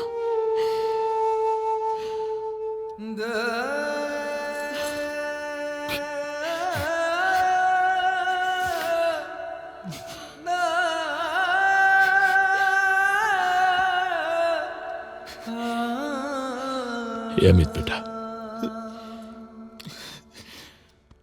जिंदगी ये तरह ना कटी। तो गुड़िया के पास जाए के चाहिए। हाँ,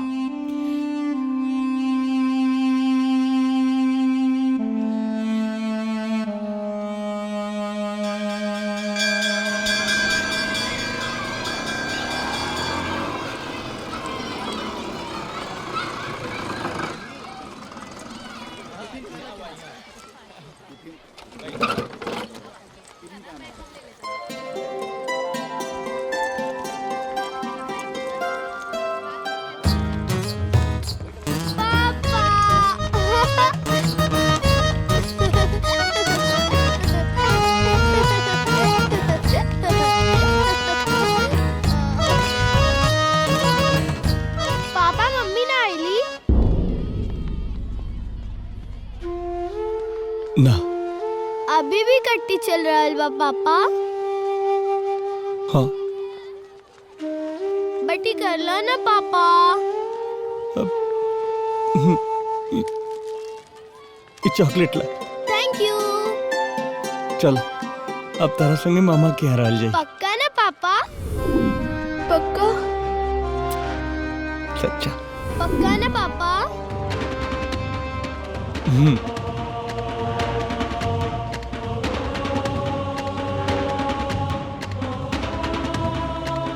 पक्का।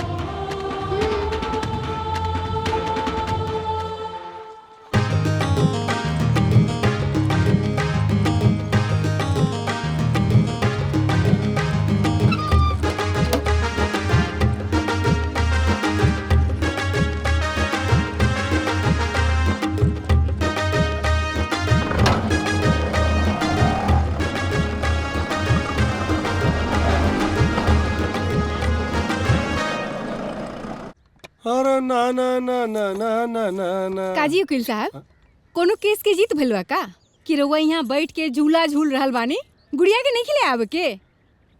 आवा ना तू बैठ के झूला। अजबे मरद बानी रउआ। हाँ? हम कहतानी कि गुड़िया के नहीं खिले आवे के तो बैठ के झूला झूला। अरे टेंशन का ले रहल बाड़ू, गुड़िया आज अपना पापा के साथ आ रहल बिया। तई बतावे के चाही ना पहले।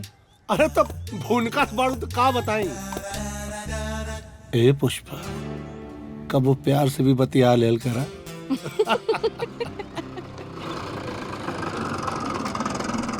ला गुड़िया आ गई।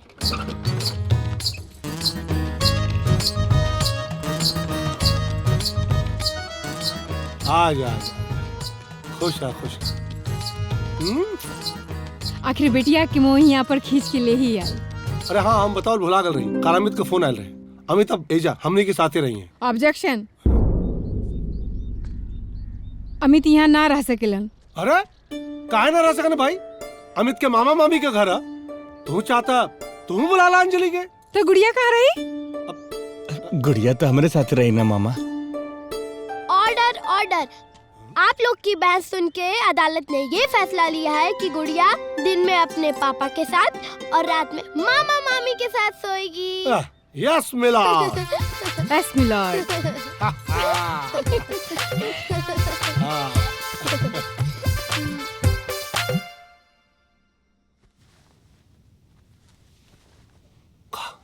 पापा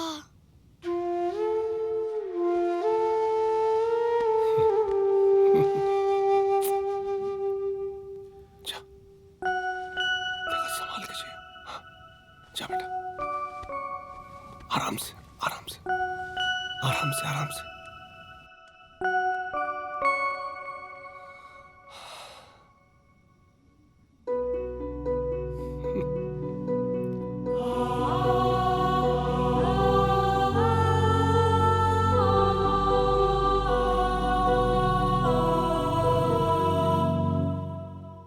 गुड़िया गईली अपन पापा के पास का?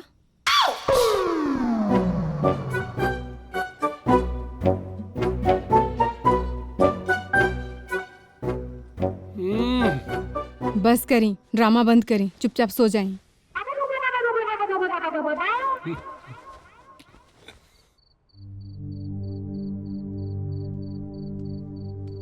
पापा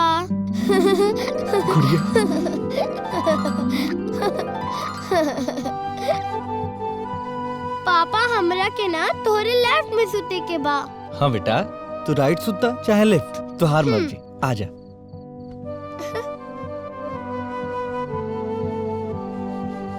पापा हम सुते वाला 2 जन और तकिया 3 काहे लगौले बाड़ा? ये तोहार है, ये हमार, आई तोहरा मम्मी के।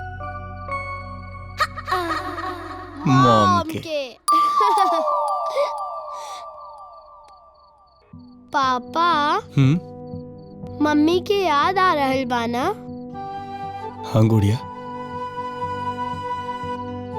बहुत याद आवेला। पापा मम्मी कट्टी काहे बाड़ी? अब तू सोच जा, सुबह स्कूल जाए के होई ना, सुत्ता सूझ जा। बट्टी करला ना पापा। अब हाँ हाँ ठीक बा, सुता सूझ जा। पापा लोरी गावा ना। लोरी हमरा ना आवेला बेटा, लोरी तो मम्मी सुनावेली ना। पापा कुछ भी गावा ना, हम सूझ जाए। अच्छा सुनाओ तनी। सो जा बिटिया रानी, सो जा बिटिया रानी, सो जा बिटिया रानी, सो जा बिटिया रानी।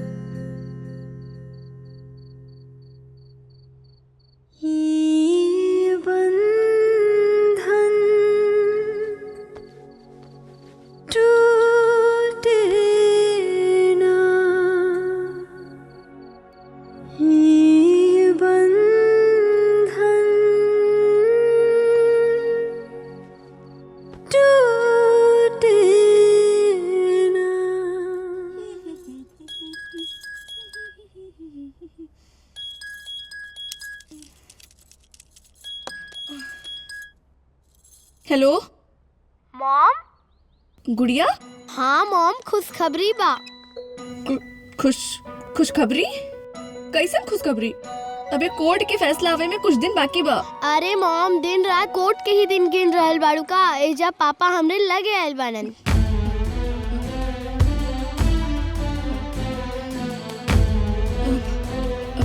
तो हाँ मॉम, और हमरा खातिर चॉकलेट और खिलौने भी लायल बाड़न।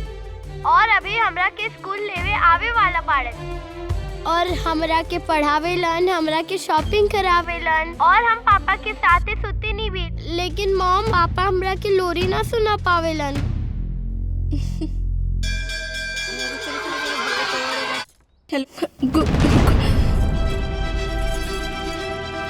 मम्मी, वो अमित हमार गुड़िया के लगे जाके रह रहल बाड़न। देखा बिटिया, तोहरा तो अपन संतान से कोनो प्यार बाना, लेकिन हमार दामाद जी अपना बेटी से बहुत प्यार करेलन। अरे यही के चलते हो जा गइल बाड़न। हो गइल राउर प्रवचन पूरा? हाँ, कि हमहू कुछ बोली? हमरा के सब पता बा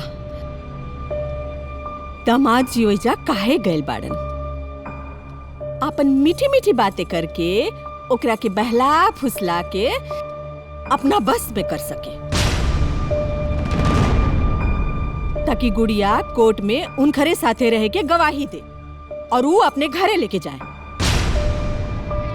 पर हमहू अपन बेटी के साथ नाइंसाफी ना होके दे। हाँ, तोहार इहे सोच के कारण आज एगो रिश्ता गांव के भेंट चढ़ रहल बा। अरे तोहरा कारण आज हमार नतनी अपन दादा दादी माई बाप सबसे दूर रहे पर मजबूर।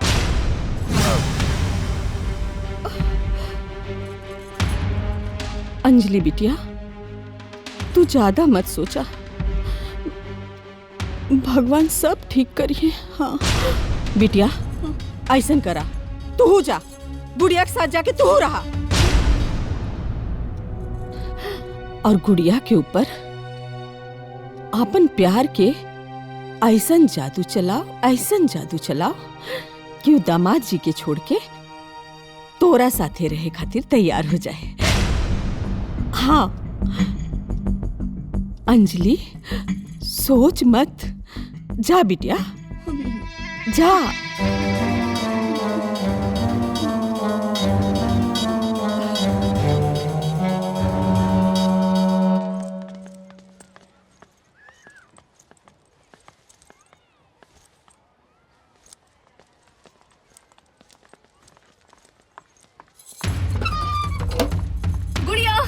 मॉम, आज से हम ना तोरा संगे मामा मामी के साथे रहब। तोरा के पढ़ाई, अपने हाथ से खाना खियाई, लोरी भी सुनाई, अपन गुड़िया के अपने साथे सुताई, है ना? चलो आज हमने के कार में चलल जाई। कहे से कि हमने की चाहत कि हमार गुड़िया के हमरा से ज्यादा केहू और हमार गुड़िया के चाहे। चलो हमने के कार से चले के बाद। चल। Sorry mom, it's not fair. पापा पहले आइल बाड़न, हम पापा के साथ जाए। ओके मॉम।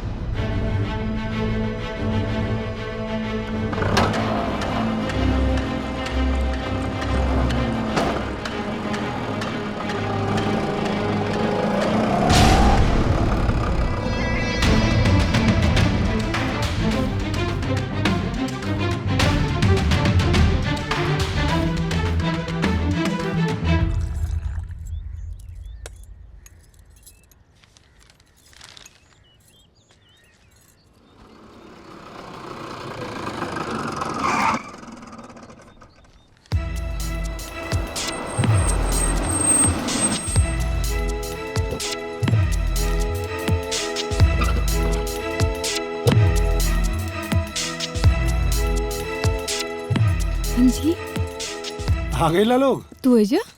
हाँ, खुश है। हाँ खुश। चला, गुड़िया और अमित का प्यार तोरा के खींच लिया। मामी जी, हम एजा सिर्फ गुड़िया के खातिर आइल बानी। आज से हम एजा रहब और रउआ लोगन के सेवा करब।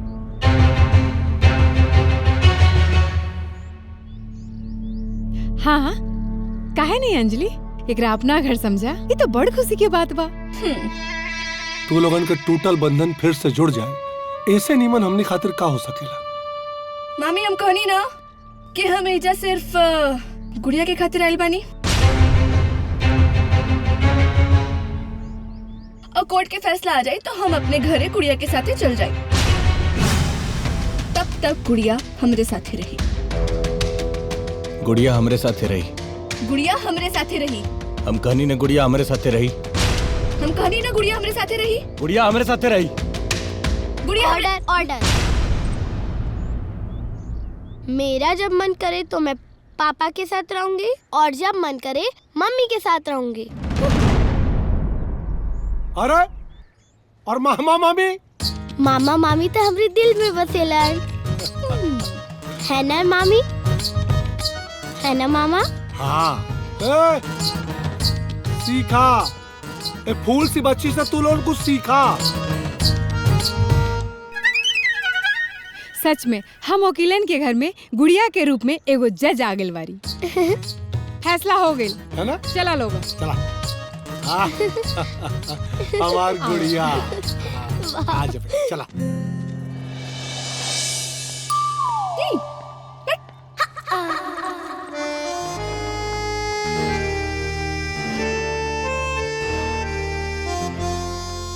हेलो, प्रणाम समधी जी। प्रणाम समधी जी, प्रणाम। लागत अपन लइकन के रिश्ता पर लागल ग्रहण अब कटे वाला बा। सच में? अरे सुन के तो हमार जीव जुड़ा कर। भगवान करे ये टूटल बंधन फिर से जुड़ जाए। जी। अच्छा, प्रणाम प्रणाम। हाँ अच्छा, प्रणाम।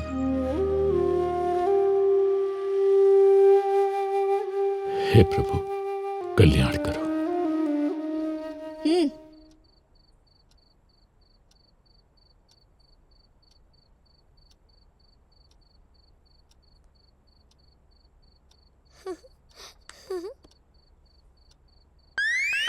गुड़िया, हम तोहरा के खिला रहल बानी और तू दूसरा के खिला रहल बाड़ू। हाँ, चुपचाप खाना खो।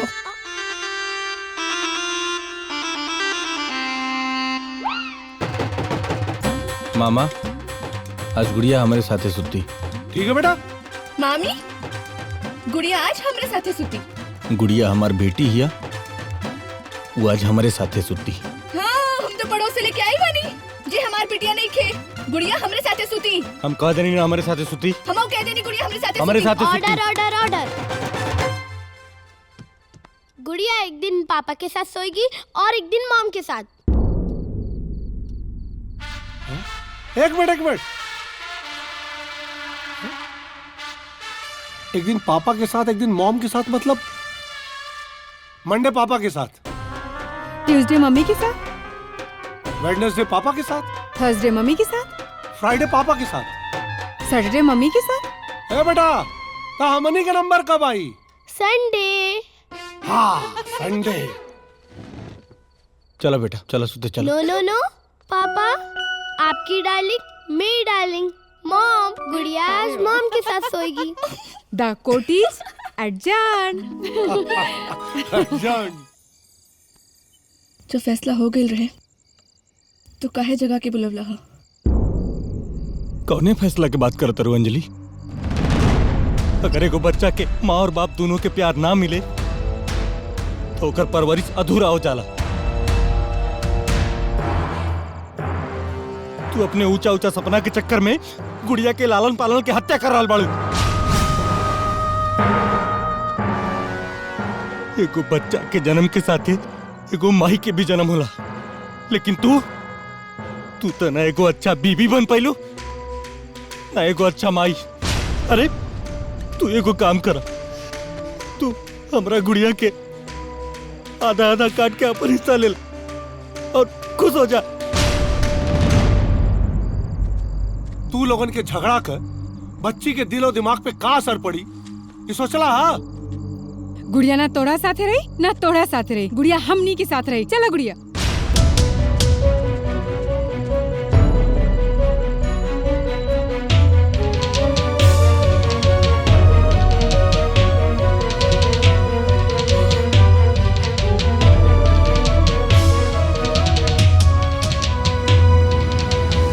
अंजलि के मिजाज कुछ समझे में नहीं क्या होता।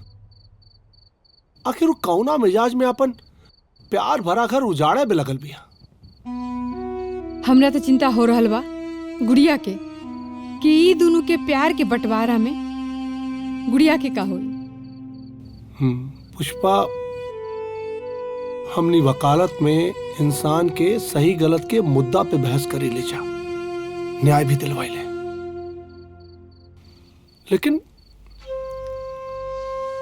ये केस विधाता के अदालत में चल रहा बा। बस सब हुई है वही जो राम रच रखा। हम तो विधाता से यह चाह कि अंजलि के साथ बुद्धि दे, ताकि वो सारी दुनिया के लोभ लालच छोड़ के अमित के प्यार के समझे, दोनों एक हो जाए, एगो टूटल घर बस जाए।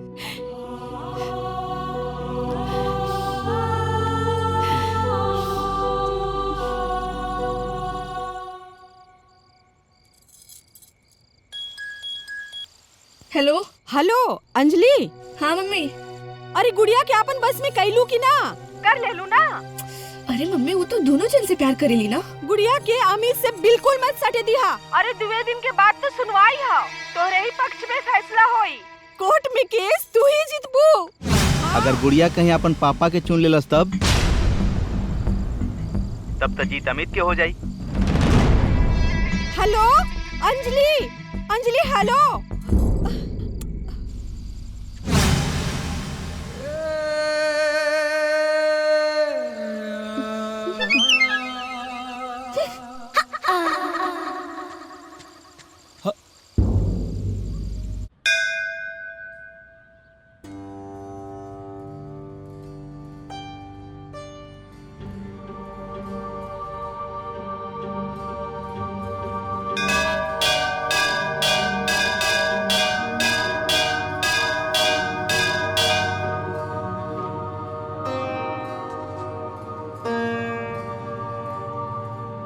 हे माई, तू तो जगत जननी जगदम्बा हो, तोरा सब पता बा। हमने की चाहत की एगो बेटी अपने माई से अलग हो जाए। हम जाना तारी कि अंजलि गुड़िया के बगैर ना रह पाई है, और गुड़िया भी अंजलि के बगैर ना रह पाई। इसे गुड़िया के अंजलि के ही दे दा अंजलि की माई।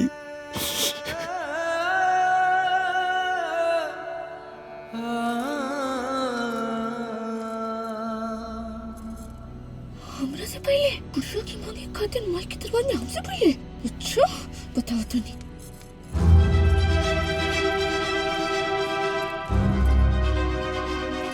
माई तू तो जगत जननी जगदम्बा हुआ ना, तरह के सब पता बा। एक माँ अपन औलाद के कैसे अपना से दूर रख सकेली। हे भाई। अरे पारो, कैसे हालत हो गई बा तोहर? अंजलि अपन पति के प्यार और सुखी संसार छोड़ के जौन हम हाई फाई वाला सपना देखले रहनी ना, वो ऐशो आराम, धन दौलत, वो सब चकनाचूर हो गई। जौन गलती हम कइले बानी ना, तू गलती कबो मत करिहा। हम ना घर के बानी ना घाट के बानी। जौन इंसान अपन मतलब के लिए अपन सुखी संसार, अपन जीवन, समाज, प्यार करे वाला पति सब छोड़ देवे ना, ओकर इहे हाल होखेला। तू बहुत किस्मत वाली बाड़ू कि तोहरा के अमित जैसन प्यार करे वाला जीवन साथी मिलल।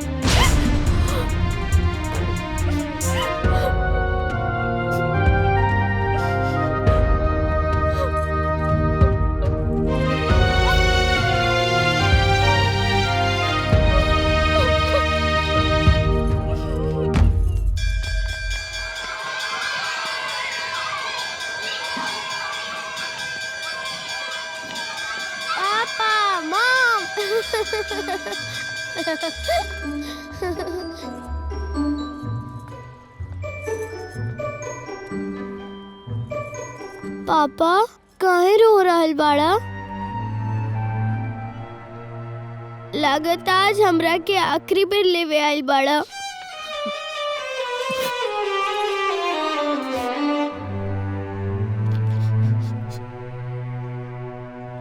मॉम, ये कट्टी बट्टी के खेला छोड़ दो ना। मॉम, परसों कोर्ट के आखिरी दिन बा मॉम। परसों जज साहब हमसे सवाल पूछे तो हम कैसे कहब कि हम मॉम के छोड़ के पापा के संगे रहब और पापा के छोड़ के मॉम के संगे रहब। मॉम, हमरा के दोनों जन के साथ रह के बा मॉम। चलो मॉम, चलो पापा, चलो mom.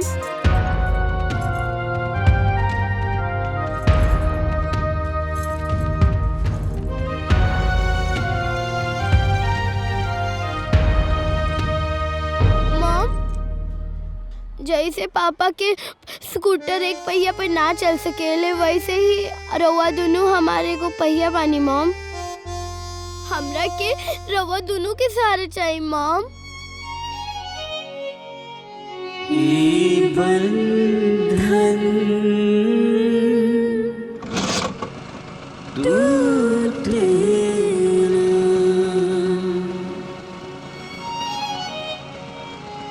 Come on mom, please mom.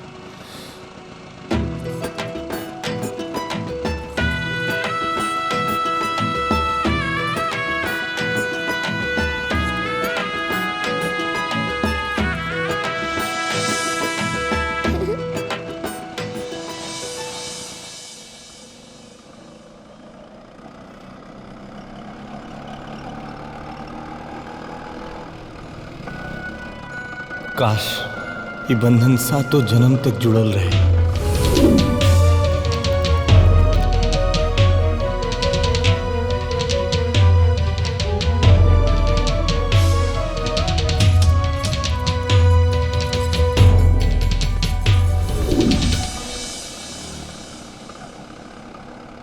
काश ये बंधन टूटे ना।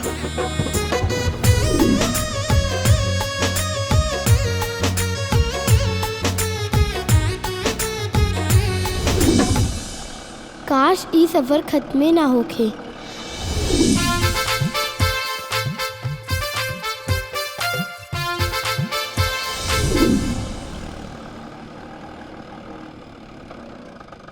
काश ये बंधन टूटे ना। काश ये सफर ऐसे ही चलता रहे।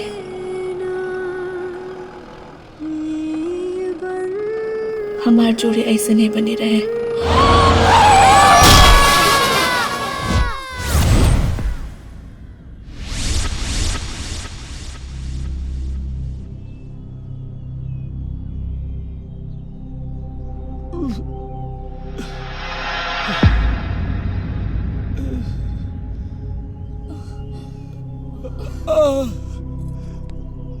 अंजलि,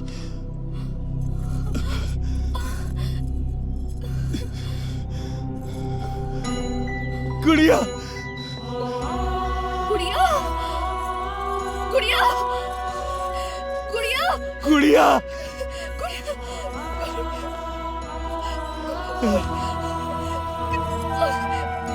गुड़िया, गुड़िया उठा। गुड़िया,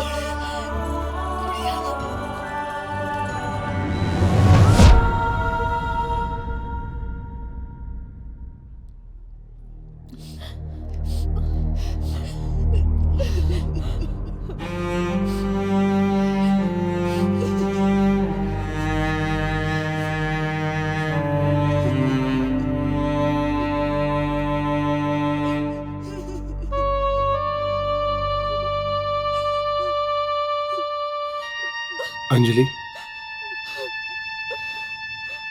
अमित, तोहनी का रिश्ता बचावे खातिर हमनी केस अपना हाथ में ले ली।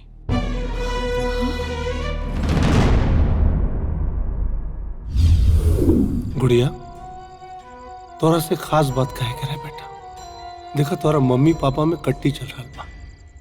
वो लोगन में बट्टी करावे खातिर हमने केस लड़ता नहीं जा, ताकि तुम्हार मम्मी पापा कब्बो अलगा ना हो गए, हमेशा साथे रहें, अपना गुड़िया के साथ रहें। लेकिन बेटा वो लोगन के साथे रखे खातिर हमने के तोहार साथ चाहिए। बोला गुड़िया साथ देबू ना? बोला बेटा। ओह, ये भाई ना अच्छा बच्चा वाली बात। लव यू बच्चा। हाँ अंजलि। हाँ हाँ अंजलि, जब हमरा के पता चलल कि तू अमित से तलाक लेहल चाहता रू, तब हम के और पुष्पा के तोहनी दोनों का केस लेवे के पड़ल। काहे कि हमने तोहनी का रिश्ता बचावल चाहत रहे। जरूरी ना कि हर बार वकील केस जीते खातिर केस लड़े, कभी कभी केस सुलझावे खातिर भी केस लड़े के पड़ेला।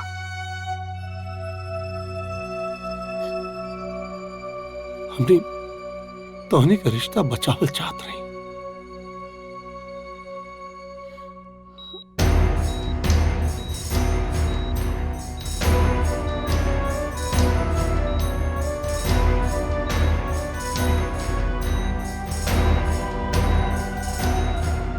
मॉम, पापा। बच्ची को होश आ गया? जी मैम।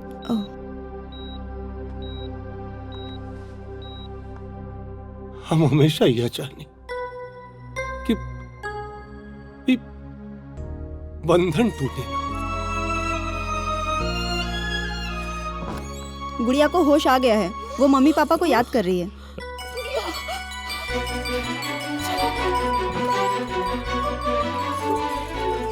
गुड़िया गुड़िया गुड़िया गुड़िया गुड़िया।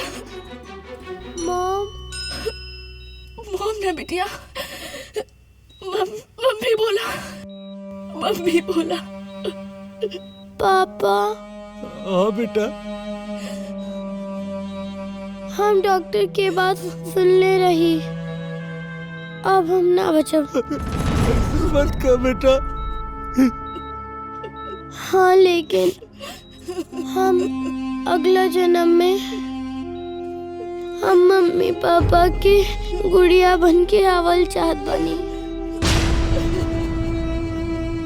ताकि बंधन टूटे ना। वादा कर पापा, वादा कर मम्मी। तू लोग जी प्यार के बंधन में ना बंधबा, तब हम कैसे अगले जन्म में आए।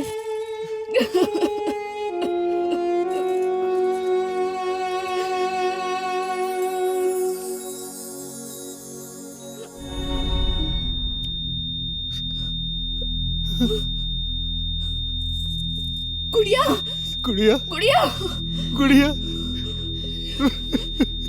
गुड़िया गुड़िया गुड़िया गुड़िया बाबा गुड़िया,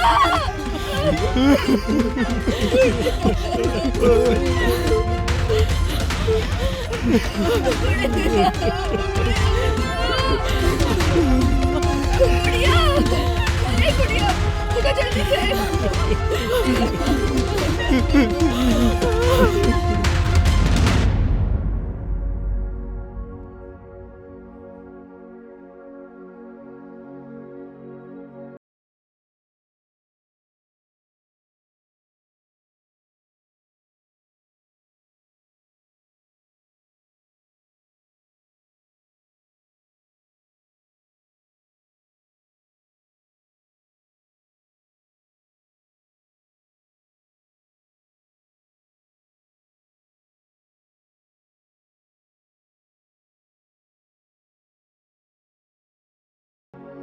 पापा तू गावा ना।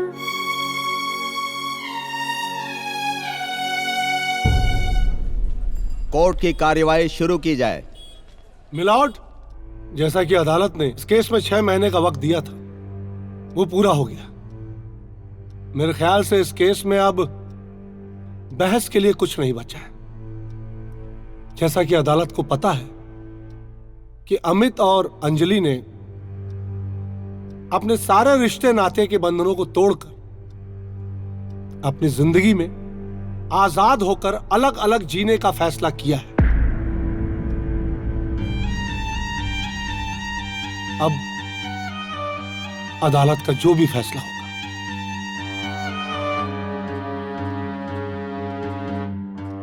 इन्हें मंजूर होगा। That's all my lord. Pushpa Devi, आपको कुछ कहना है? No your honour. हमरा कुछ कहे कि बजट साहब। जो कुछ भी कहना है कटघरे में आकर कहिए।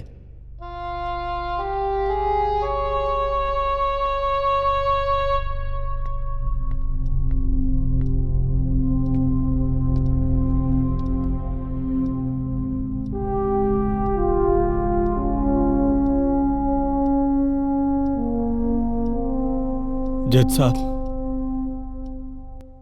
आज देश में न जाने हमरा नियन कितना नौजवान अपना गरीबी में छोट मोट खेती किसानी से कर्जा कुआम लेके खूब मेहनत करके पढ़ाई लिखाई करेला।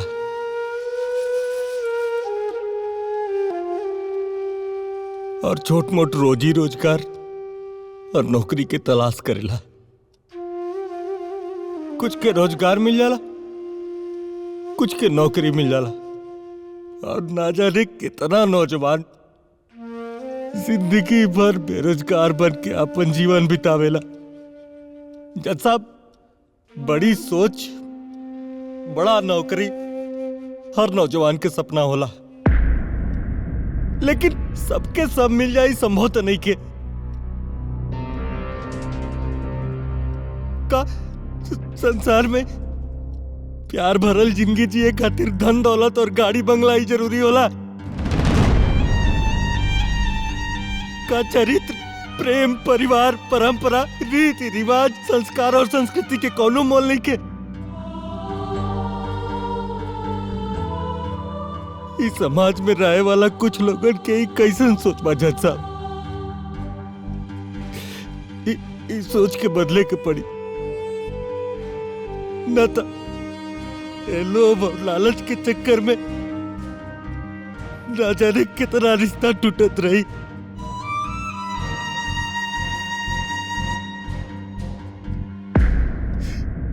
टूटत रही जज साहब,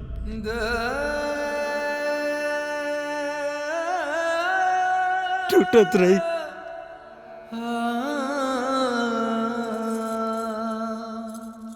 जज साहब, हम कुछ कहे के चाहता नहीं। आपको जो कुछ भी कहना है कटघरे में आकर कहिए।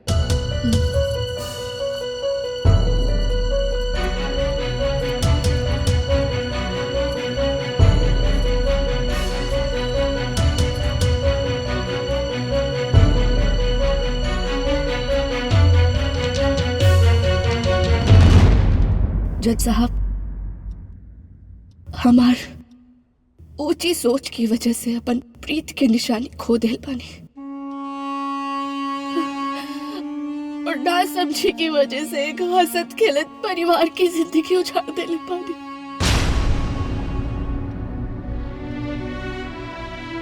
हम जाना तानी कि हमारी गलती और सोच माफी के लायक नहीं थे।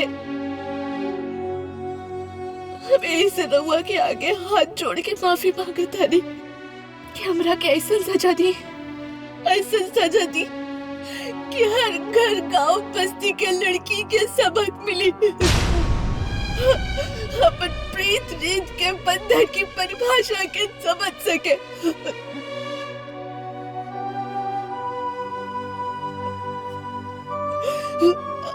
हमें आज हम अपनी नजर में गिर गए बानी, हमें अपने नजर में गिर गए बानी।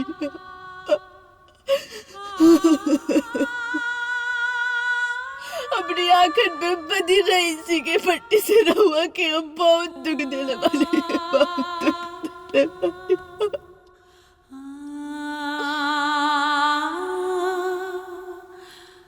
हमरा के माफ कर दे गुड़िया, हमरा के माफ कर दो, कर दी।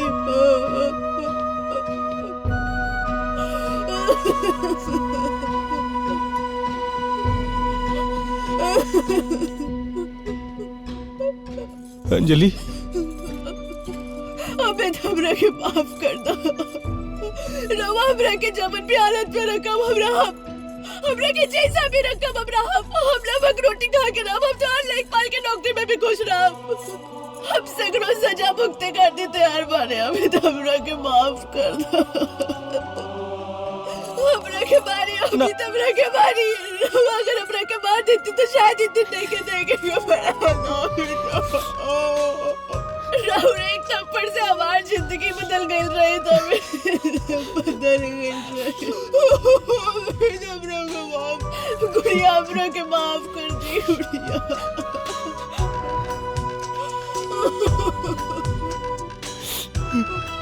अंजलि वापिस आ गिलू ना, देखिए अब सब ठीक हो जाए, सब ठीक हो जाए।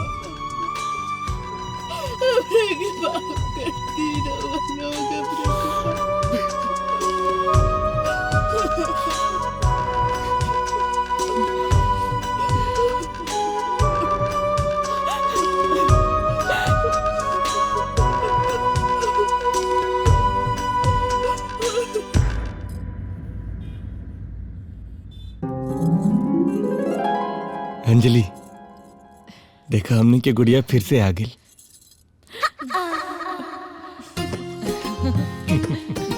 पल्लवी, अरे तू तो बुआ बन गईलू। तू तो मामा बन गेला। ऊ तो बा।